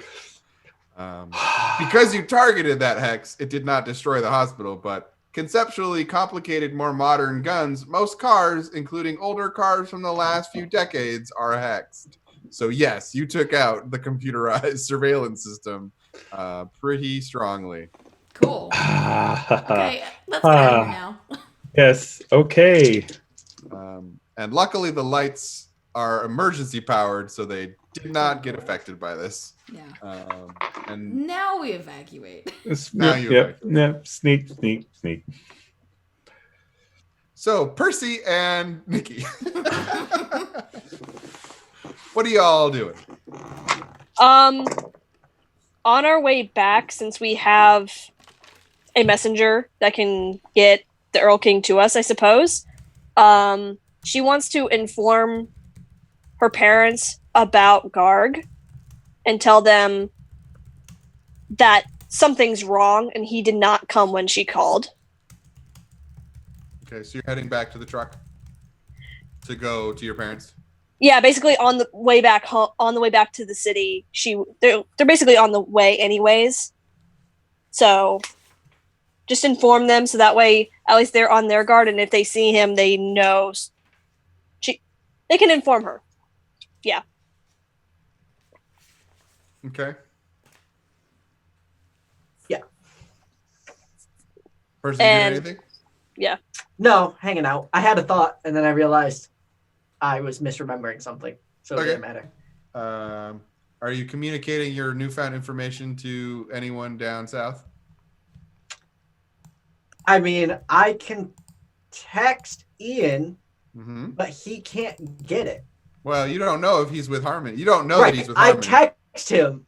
Yes, I forward the message Okay. To Harmony, because she's the one who asked. Well, actually, no. To Harmony me, doesn't have a because- cell phone. right. Yeah, To you're- me, so that I would tell You are Harmony. literally Got the it. only person. Yes. There's Yeah, four people. fair There's enough. 4 people in this group. Technically, they can have cell phones. Right. Only Ian and Kasara are the ones down south, and Kasara has been inoccupado for a little while. Right. Okay, that makes sense. So Ian's the only one down there right now that has a cell phone. Fair enough. Okay. And everybody would vaguely know about the dude in the coma. Like, not the reason why, but everyone would know about the dude in the coma. So it wouldn't be weird. Like, you could just be like, this is the information Harmony wanted. If you see her, could you pass it along? Yeah. Like, just- Yeah, maybe she'll just know. the- She'll know what it's about. That's the she'll text. know, that you yeah. would- Hospital. She'll know what it's about. Yeah. And I'm like, So the two of you, as you're walking back to the truck to make your way to your parents' house, Nikki, you're kind of maybe like, that was weird. Goblins are strange. Having a conversation, and a tree falls down in your path, like just boom, like a huge pine tree, just collapses into your path, and you both are like, "What the?" And stepping out of the forest, Oh no. a massive ogre, the size of which you've probably not seen in some time, just because they don't usually get this big. Mm-hmm. And he walks over to you and says, "Did you have a letter for the Earl King?" I love it. Yes, we did. We haven't actually written it yet because we didn't know. No, you did. You sent. Oh, we did. Oh yeah, a letter. you got cut off. We sent him off. Okay. He gone and delivered the message, and I'm assuming delivered it. Actually, no. I told him Go without delay, Yeah. without distraction. Yes. Can I assume it got to him quickly? It most certainly did. I am one of the Earl King's lieutenants. We are trying to gather the founders or emissaries of the founders. He holds For- up this giant fist / palm / aircraft carrier landing deck. A moment, please. I am not the Earl King. And he pulls his hand down, and the world spins around you, and you are inside of a castle.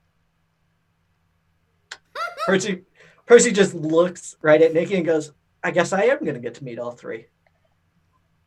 Yep. Cool.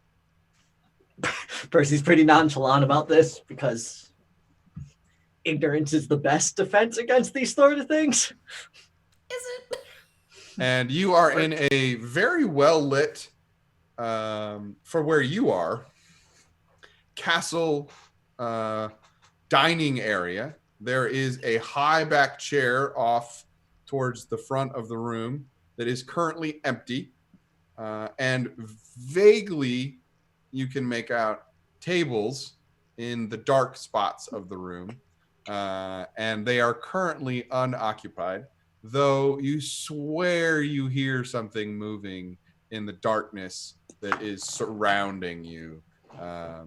And it definitely feels ominous.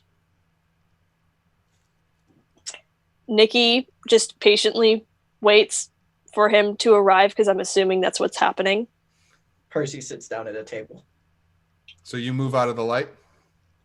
Uh, So there's like a spotlight where you are, and to get to the table, you have to step out of the light towards one of the tables. If he moves to do that, I grab Yeah, him and no. keep him there. I thought the shadows were further away than the No, tables. no, My it's apologies. you are in the middle of like 4 tables, and like you're in the middle, Got and it, then got there's it, a got it, got seat far ahead of you.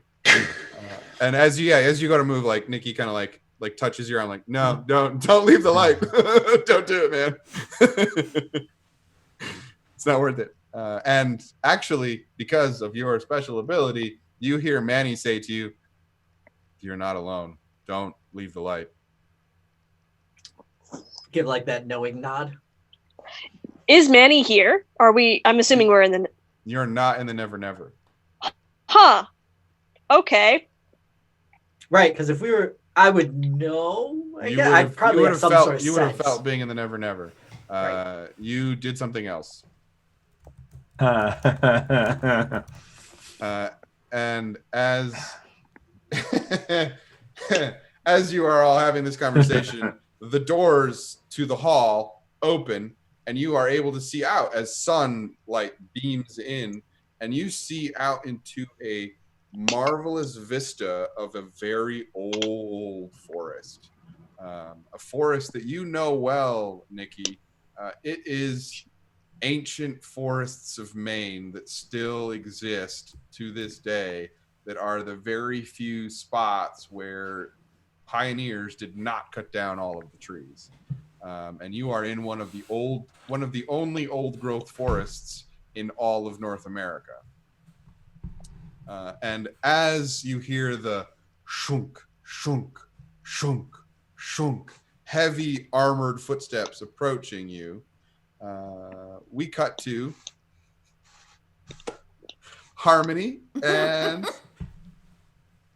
Ian as they are evacuating the building, and there are police and firefighters there.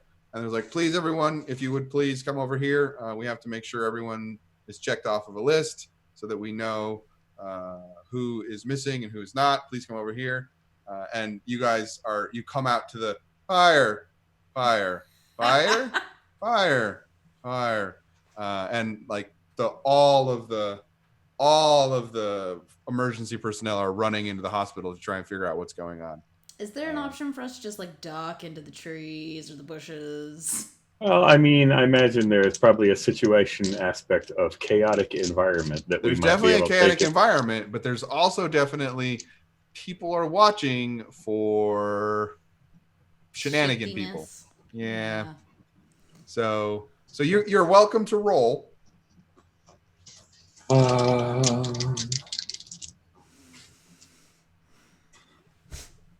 I'm tempted to just put a veil over us because I can do that right now. Well, I so mean- can someone else. Yeah, I think we could probably maybe both. Yeah, Can you veil both of us? if we're close. Yeah, if you're hugging him, not Okay. hugging, but like if you're right next to him. Like, then let's by the shoulder. let's do that. Your veils are probably more reliable than mine. So would that modify my stealth? That allows you to make this stealth attempt out. Okay. Basically the idea is I want to time the veil so that people aren't actually looking at us when we. Yeah, you basically do the whole like Born Identity, like someone pass. Yeah. A bunch of people Yeah. pass in front of you, and you just aren't there That's the anymore. idea. I'm assuming I That's- also I'm need hoping- to roll stealth as well, or is it just Cole or Ian? Yeah, you can both roll stealth. I mean, I'm probably not much of a help, to be perfectly frank. But Take the +1 from me. My roll is a wash, so that is great stealth. But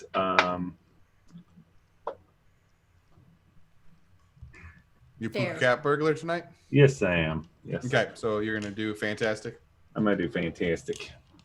fair and fantastic. Mhm. So you are able to extract yourselves adequately from the scene of the crime that you just committed. I got to do crime. Here for the crime. Multiple crimes technically, because you stole medical records and you set off a fire alarm in. I left the medical records exactly where they were. They're in your brain though, so you stole medical I records. copied them. I guess it's piracy. And I will say, for the sake of the story, you are able to get the text from Percy saying he's in the other one. Yeah, well, that saves me from going far north of town instead of. Actually, probably I'm heading north when I get the text and have to basically get Harmony. Why are we getting off the highway right now? Yeah. Because and then turn left and get back on going the other way. Yeah, you are able to get there. So we cut to you like, Andy, what are you doing after meeting with the Phoenix? After meeting with Whitney, what are you up to? Right. We're Well, finishing off a bottle of bourbon. possibly. I imagine that he went home. Okay. And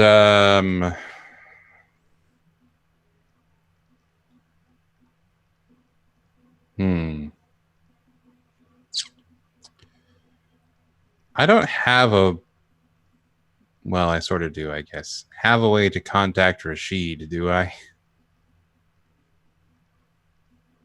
You do. You know the warden called the way to call Rashid through the wardens. Like you can call Edinburgh, or you could just go to Edinburgh. I guess that's true. You're allowed. Yeah, could just- you're definitely allowed. You definitely know the ways there. I could just go to Edinburgh. I hadn't thought about that. I think at this point, not knowing what else to do, and probably realizing that he doesn't know when they'll be back yet. Edinburgh's fast, right? He won't get held up. He'll go to Edinburgh. Yeah, nothing could possibly go wrong. It's at least from what it sounds like in the Dresden books. It takes about an hour or two to do that, which is much faster than flying. Yeah. And provided you don't get waylaid by weird never spiders, it's like a couple hour walk. So I mean it's like a long walk, Yeah. but it's still shorter than flying to Edinburgh. Yes. So Andy opens a way and heads towards Scotland. Yes. Cool. So as the way shuts behind you, we open on the looming figure coming in through the door, dressed in immaculate scale mail with furs kind of as a cloak and a huge helm, bucket helm, that has these gigantic antlers that just reach for the ceiling. And he pulls the helm off, and underneath is this very fair, elven-like figure with long flowing hair and fine features, and he has a contemplative smile on his face. He says, we have guests. What can I do for you? Nikki like does a deep bow. Percy does not bow, first of all, and just looks right at him and just says, "May I assume that I am speaking to the Earl King?" You may certainly assume such, and you may know that I am the Earl King. Well, thank you so much for being a gracious host to both myself and my friend. Yes, I will grant you guest rights.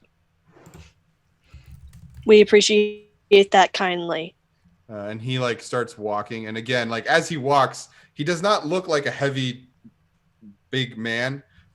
He's rather, he looks a little bit like Lee Pace as Thrandir, a little bit taller. But when he steps, you hear this hum, hum, hum. It's like a man 4 times his size is stepping across the floor, and his armor is shrinking as if the weight of his personality is stepping along the room and not the weight of his personhood.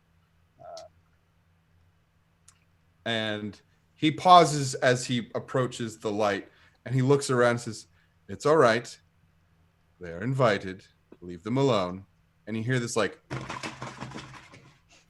as some kind of scrabbling claws move out into the move away from the light. And you see stepping into the light is a very familiar goblin that you let go, and he has the letter in his hand. He's like, "See, I delivered your letter. He wanted to see you."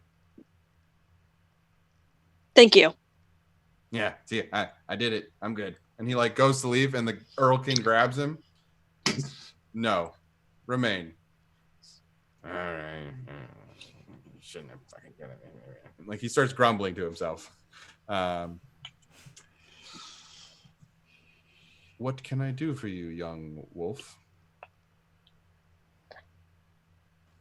I am wishing to gather the founders of Portland. So I understand. Why? Well, there are interlopers approaching. Well, and they have already attacked multiple founders already.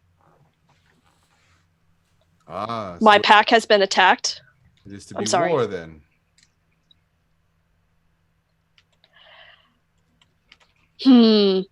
Hopefully not war if we can prevent it, but if it has to happen that way, I'm not opposed. So diplomacy then. I believe the time for diplomacy may be past with these particular interlopers.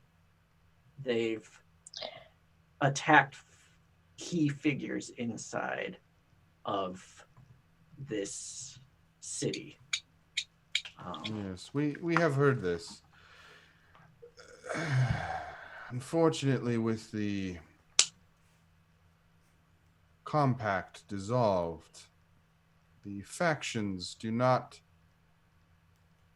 have the same desire to aid one another anymore, and the Svat elves do not oversee our discipline anymore.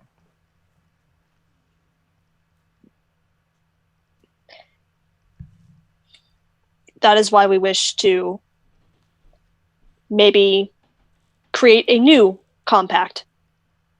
A new compact. Such a thing could be achieved. We are not opposed. It has been profitable, though a touch boring.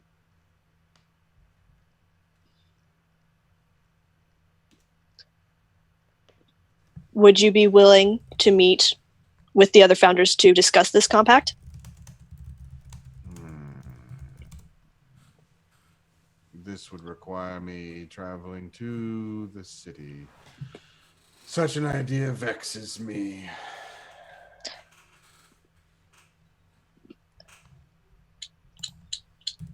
I require a boon.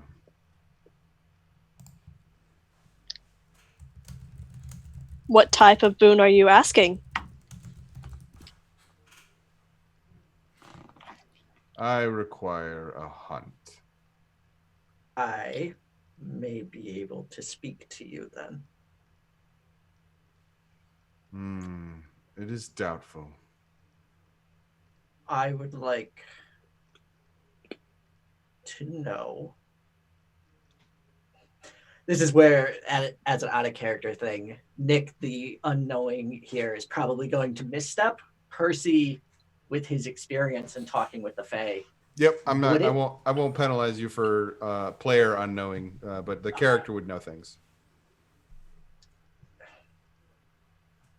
I believe for the betterment of this new union and all of the players in Portland, both supernatural and natural, a hunt on Annabelle, whom I believe to be the one who is behind these interlopers, would be in the best interest of both the supernatural and natural. And I would be willing to stand by you, the Earl King, as an assistant in this hunt to ensure that the king gets all of the glory that he deserves.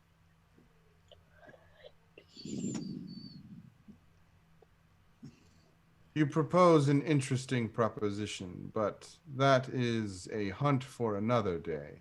The hunt I speak of is something much more pressing and much more valuable.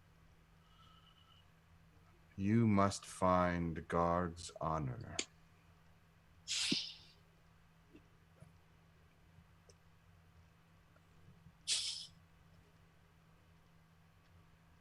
I would be more than happy to aid in that quest. We assumed.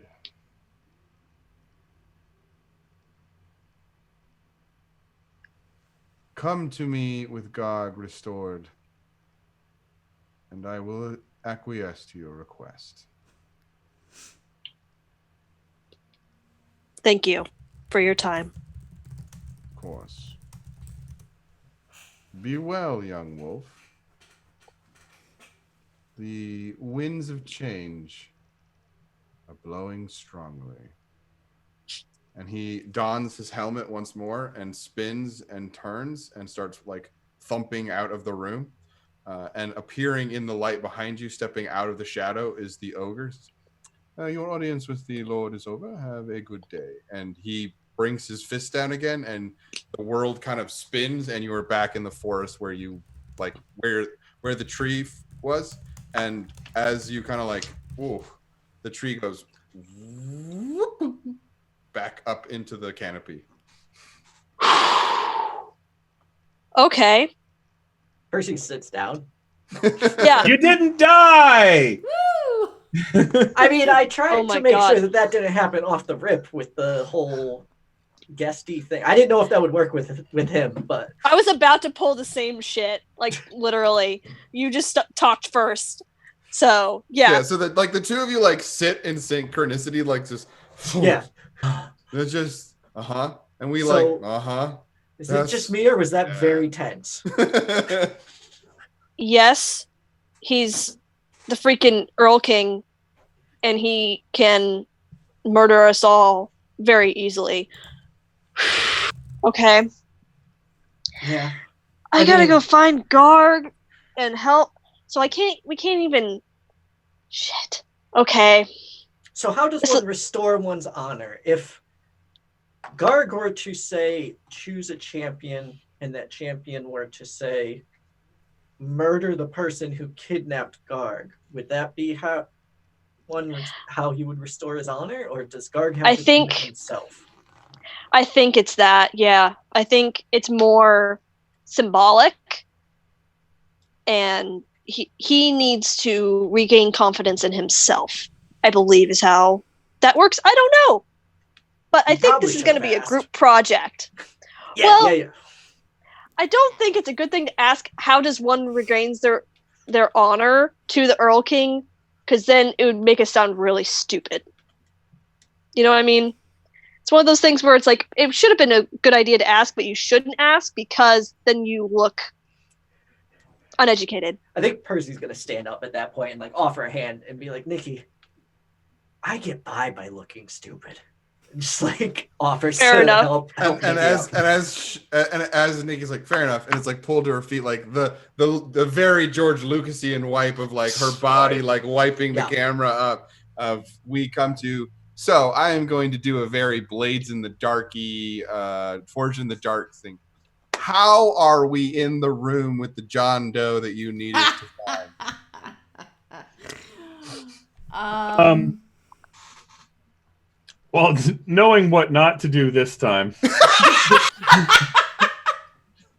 Having had our trial run on the other really expensive hospital, we know what not to do. Okay, so things I learned today about hospitals. So this is going to be more of a bluff. So yeah, we're probably dressed like nurse and janitor, or a couple of nurses. Or a couple basically. of janitors. Couple of janitors, yeah, exactly. That's honestly, that's probably couple better. Of nurse janitors, we had a confusion in the prop department. I think honest sanitation staff is frequently the best way to go. Probably a lot. You know what? A laundry cart is also a great place to put a body when you're trying to get out of somewhere. Not encouraging. I would like to point out, I made the joke that Adam made, but I was on mute. Yep. And that's not fair. So, just one of those housekeeping carts, but probably more sanitizing equipment on it. Okay. Yeah, you're collecting towels and the laundry thing in the middle, and like the and en route, we'd like to pick up some kind of sedative, please. Okay. All right. So that's to do this, I need you to roll together. Stealth check. Okay. I will let Ian roll his deception check. I will let Ian roll a burglary check to pilfer the sedative.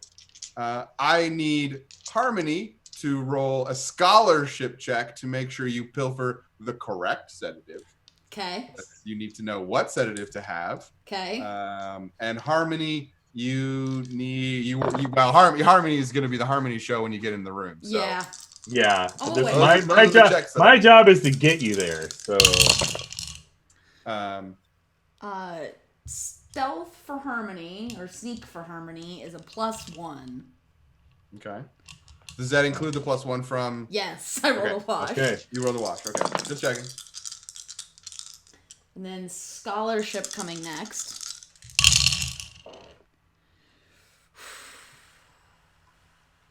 Yeah, it's a +1 too. So I hope that's enough to get me a sedative. Sedative? Sounds like. So yeah, you managed to grab something. Okay, that's concerning. Yeah, burglary for swiping it is a 4.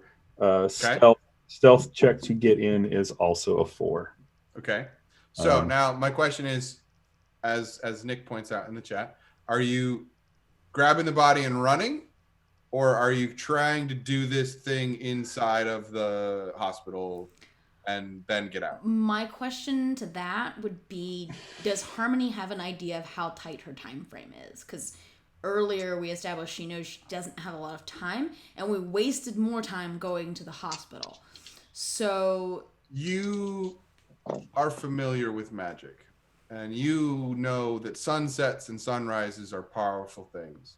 So you think you probably have one more sunrise before this is Stunzo's. So you have a couple hours of daylight left, and then the night, and then in the morning at 6 o'clock, that's probably your clock window is when the sun rises over the Atlantic Ocean. Would this be information you'd share? Yeah, absolutely. Okay. I think if we can, it's best if we can get him out of the hospital before I do Yeah, yeah. Let's. Yeah. Okay, so both of you need to make deception checks, this. Okay. and I'll leave it at that. And for Ian, I will let your burglary skill modify your deception check. Ooh. +3 on deceit. Okay. So, all right. That is a +6 on deception. Since it's modified, thank you for that. Very lucky, because the last hospital you were in, they rolled really, really well to figure what you were doing. And the only reason you got away is because you used magic.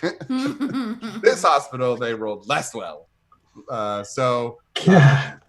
You definitely almost get stopped a couple of times. And it's that like heart in your throat, like, oh no. But you manage to wheel the cart down to the laundry room, which is near one of the exits. And you are able to successfully extract John Doe from the hospital. Cool. Okay. Where do you go with your unconscious body? Andy's, of course. Oh yeah, absolutely. Back to the duplex. Okay, so you go back to Harmony's. Well, we'll take him to like the basement where we. There's a circle there, right?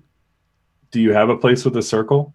Probably in the lab. Maybe. I'm sure that. At least one of you does. Yeah. Yep. If Harmony doesn't, Andy does. Like. Yeah, that's what I said. One of you has a circle, permanent circle.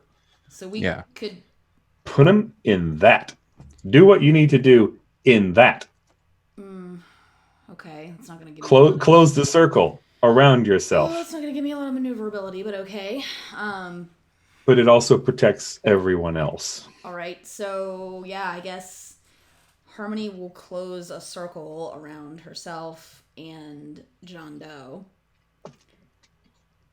I mean, the three things that need to be in there is you, the soul, the body. With Ian watching, hopefully with his rebar redneck swords, in case that becomes necessary. Because never fought a warlock, but I've seen what you and Andy can do, so I'm gonna go back to the car and get loaded for bear before you start this. Yeah, that's a good idea. Blah blah blah. Let's see here. No. Okay, I should have looked that up. I wasn't ready for that one. That's okay. There's absolutely got to be some way that we get started in this and get to be the most compromising position possible when Andy comes home with like another warden. Probably for sure. It's okay. We found a warlock, so. So you put yourself in a circle, and you have your partner come down with his redneck rebarred sword and hatchet and whatever weapons else I might have. And I would say Harmony has the sedative with her in case it is necessary. Okay. Put it in the body first. Well, I don't want to kill him now. It's a sedative. It shouldn't kill him. It's definitely a sedative, but you just don't know how strong it is. That's true. We are not doctors. Yeah, this is a last resort. Okay, that's fair. So what are you doing? So this Harmony is 100% winging this because this is entirely new. But I guess the goal would be for her to sort of pull the soul back out of herself and put it back in the body. Like before she had it sort of in her hand almost kind of, Mhm. and she was gonna put it back in, and then it accidentally got sucked into her. So I guess trying to reverse that process. Okay. I don't know at How? all. Yeah. Yeah, Harmony is not at all sure that this is going to work. So, for the purposes of thaumaturgy, how many levels of conviction are you attempting to summon up for this Well, power? so I guess does mental stress apply here? Not to thaumaturgy. Not to thaumaturgy. Okay. Um, So, I will give you a hint. Okay. The complexity of this spell is going to actually short circuit the rules for thaumaturgy, because normally if your lore was lower than the complexity, you would need to gather materials, but for purposes you have all of the materials you need. Mm-hmm. However, it is still a legendary task. That's kind of the suspicion that I had, considering when I did this originally, I think I used like 12 shifts of power. You used a bunch. Yeah. Okay. All right. So we will go, just to be sure, 9 shifts. Okay. All right. Let's see here. I am not going to like this discipline roll that I'm about to roll. Probably not. So, go ahead and roll your discipline roll. All right. This counts as spirit magic. Okay. So, you get a +1 to spirit magic. All right, cool. That makes it +5 for me.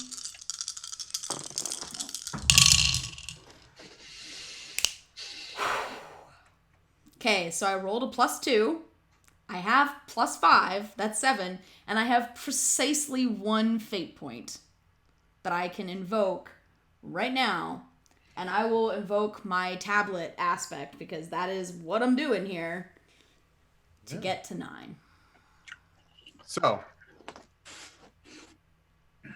I need you to roll me a rapport roll. Okay.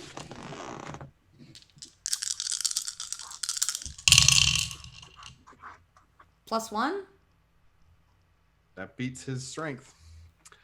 So, as you hold up your left hand and kind of summon something, you put your right hand on top of the head of the person who you've kind of got like slumped into you, because in order to fit everything in the circle, you kind of had to like stand in the circle with him and then like kind of like sit him on your feet so you could all be inside the circle. Yeah. Because I'm guessing your circle was not very Huge. large. Yeah, it's probably not huge. Because normally you don't need it to be able to defend yourself. It's usually for summoning things. Though Dresden learns the hard way why you should have a double-edged circle, but that's okay. You guys probably have not learned that lesson Yet. and We you may learn it feel before something Henry does. dislodge. You feel it dislodge and start to like gather in your left hand and then pour through you and out through your right hand. The projecting something out of you through your right side. And as it does that, it feels like your sight opens, but it doesn't actually open because Ian's standing there and you do not see him in any different kind of way.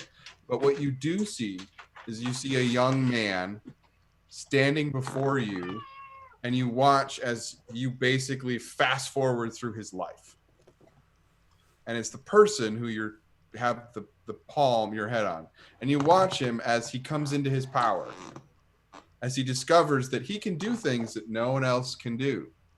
And you realize that, and you watch as he gets picked on for not being able to be participating in any kind of electronic stuff, because everything always breaks when he's around, and he can't be on the computer, and he can't play the newest video game, and so he's shunned by anybody in school. And it makes you see the path where it forked, and he took the wrong path. He took the darker path. He got angry. He got mean.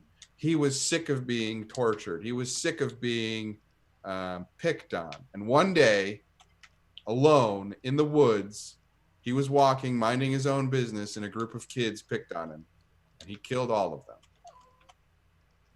And that fundamentally altered his humanity because the laws of magic are there for a reason. And, well, I say kids. They were shitty teenagers. They were not actually kids. And you see the law breakingness of the magic kind of come over him as a mantle, and you see him lose his humanity, and he learns that killing's not that hard, and he starts to go through life looking for ways to further himself, push his power further and further and further, and he gets good at it, and he gets good at killing, and he becomes hired to kill someone. And the last scene you see is him standing in front of a woman that you have seen before many times now, saying, if you work for me, you definitely will get to kill as many people as you'd like. Annabelle, I assume. Annabelle Malvora. And he smiles with a wicked, evil, soulless grin and says, excellent, sign me up. And then the last scene you see is you pulling his soul out of his body and standing before you, seemingly helpless. And so as that moment like jerks out of you, you watch as his body kind of like twitches, and he slumps over onto the ground, unconscious. Okay. If he is unconscious, can I back out of the circle and re-up it, essentially to keep him contained? So you know that circles do not keep mortal practitioners contained like they do the Fae. Okay. They stop magic from doing things, but people with souls can cross circles. It breaks the circle, but they can cross them. Okay. In that case, since he is unconscious, I would enlist Ian's help to bind him and gag him so that he can't speak, because magic is dangerous if you don't speak. Oh, right. Fair. Yeah. And then I start looking around for Andy, because I have a warlock that needs a warden. And Hang on. as you like, where's Andy? Stay put. I'm going to get some zip ties. And as you have that like almost audible like, where's Andy? We need Andy. Andy, you step out of the last way, heading up towards the path to the Edinburgh underground cavern system where the White Council lives. And you see sitting in front of the door to the White Council's castle is a warden. He's dressed in a nice suit, has a little bit of a bowler hat on, and is like, hey, mate, what are you doing here? And that is where we will end for the episode. Yeah. Awesome. Nice. Harmony didn't kill him. Harmony didn't kill him. Yet. But just don't use the magic. He's a super warlock. Well, Yeah. I kind of knew that already. Yeah, if it wouldn't have caused problems for you, I'd say let him die, but So that is where we will end for the evening. I hope you all enjoyed yourselves. I hope we were able to provide you with a much needed distraction from the craziness of the world that is currently the place where we live right now. Hopefully you are all safe and in a position of relative stability relative to what could be. We hope you had fun. So I will let my players outro themselves. We are Roll for Change. We're raising money for the ACLU. The donate button is somewhere on the webpage. You can click it and give some money to the ACLU. If you cannot donate, that's fine. We appreciate you just hanging around with us and keeping us company. If you want to tweet out the link or our stream to bring people, that'd be great. So I will start the outros with where we ended the intros with Nick. Hello, I am Nick. I was playing Percy, our ghost-speaking investigator who neither spoke to ghosts nor investigated today. Hey, you got us a hospital. Sure. I did get to speak. I did get to check off the third court leader. Is he a court leader? Yeah. He's his own. Yeah, you definitely. Yeah, you definitely get all of the queen level powers. I wouldn't tell him he's not. Yeah. Yeah. Although He's technically, definitely- the Earl King is like all 3 in 1 somehow. Yeah. You can find me at TWOKNIKK on Twitter. I don't even know what my Twitter is anymore because there's no basketball and no wrestling. So, come hang out and read me just making inane comments. Animal Crossing. Oh yeah, that's what I'm doing. Pixel art and Animal Crossing. Yes, the whole world is doing Animal Crossing right We now. should all name what fruits are on our island. So continuing our outros, we come to Danielle. Hi everybody, I'm Danielle. I'm at Raconteur. I am one of the approximately 5 people on the planet not playing Animal Crossing, so I do not have any fruits to share. However, you can catch me tomorrow here on Roll for Change for Star Wars Vagabonds at noon, and you can also catch me on @OtherDoc tomorrow at 8 p.m. for Invisible Sun. Our game is The Edge of Paradox, where I play someone else who casts magic and likes fire a lot. Yeah, that's it. That's all. That's all I got. She is also our ineffable tech wizard, so don't let her get away with too much humbleness. We continue our way out of Selena. Hi, I'm Selena. You can find me at ABCDFAR on Twitter, where I am also not talking about Animal Crossing. And I was the werewolf that didn't werewolf. So Yep. Yeah, that's me. Go watch Vagabonds. It's really good. You should do that. Well, thank you. Continuing on, we come to Zach. Hi, I'm Zach. You can find me at Sir Gorals on Twitter, where I haven't really talked about Animal Crossing, but I am playing it, and I have frickin' pears. So Hey, pears are awesome. yeah, but I keep all the islands I keep going to also have pears, so it's not really that helpful. Yo, I need pears. Well, Yo, hit me up. all right, cool. What fruit do you have? Apples and cherries and peaches. I don't have cherries. Ah, shit. We're all coming together. We've all learned something today. Anyway, I played Andy. I will also be on Star Wars Vagabonds tomorrow, where instead of playing a sort of level-headed character, I play the one who is constantly running around, super stressed, and makes everyone else sigh in frustration and exasperation at him. I love it. And he forgets what his secondary class features are. Yes. Sure do. Yeah, tune in to see how many times the rest of the characters do deep sighs. Yes. Although I think tomorrow is anyways. Continuing, last but certainly not least, CJ. Hi everyone, I'm CJ Hunter. I am at Commander Pulsar on Twitter, at Commander_Pulsar on Twitch. Yes, tomorrow here on Roll for Change, we are going to play Star Wars Vagabonds, where I think they're going to try and escape from out from under the noses of the Empire. Try being the operative chair, or they're going to blow some stuff up. Anything could happen. I'm fine with either. We start at noon Eastern, and we are also going to be playing for charity for ACLU. Later that night, at about 10 o'clock Eastern time, we're going to be finishing reading this bad boy. I've been reading this out loud, and then probably Sunday or Monday, we're going to start on this one.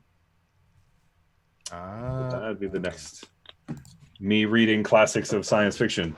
So all good stuff. But yeah, and I think this is an off week for masks. So yeah, go watch Star Wars, and then Invisible Sun, and then Dune. And yeah, distract yourself from all this horribleness. But we love you very much. Be safe. Excellent. And before we send it off, Nick would like to say a few words. Yeah, I forgot that, quarter one ended.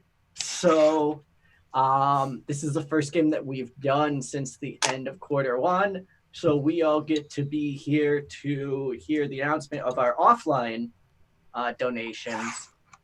Those will not show when you go and click on the donate link, which is why if you look at any of our streams, the bar at the end of the stream is always different than what the bar is, because we get offline and online donations. Our offline donations today were $150 for quarter one. Wow, nice. Woo! Quick math, that brings us to $437.10 of $500. Nice. So keep donating. This will be active until, I believe, July 1st. It goes off. So quarter one and quarter two, we will be doing, hopefully with everything that's going on, we will be doing, but we have plans on doing a long stream in June. So that would be a 9-hour or 10-hour stream. Okay. Nice. So we do it every June. We generally do it for Trevor Project in June, but this year we will be doing it for ACLU and might either bump Trevor to 2021 or later in 2020.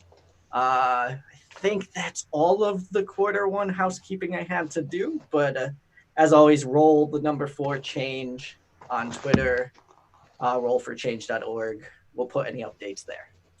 Awesome. So we're steaming ahead, full Yeah. steam. We're doing great. Thank you, everyone who has donated. We appreciate you.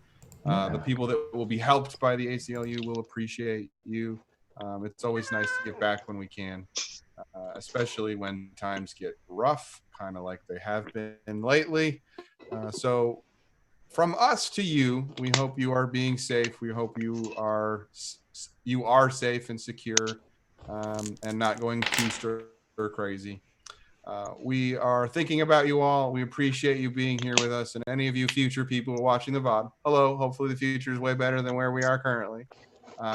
This has been Friday Night Fate. We love all of you. Stay whimsical if you can, and we'll see you next week.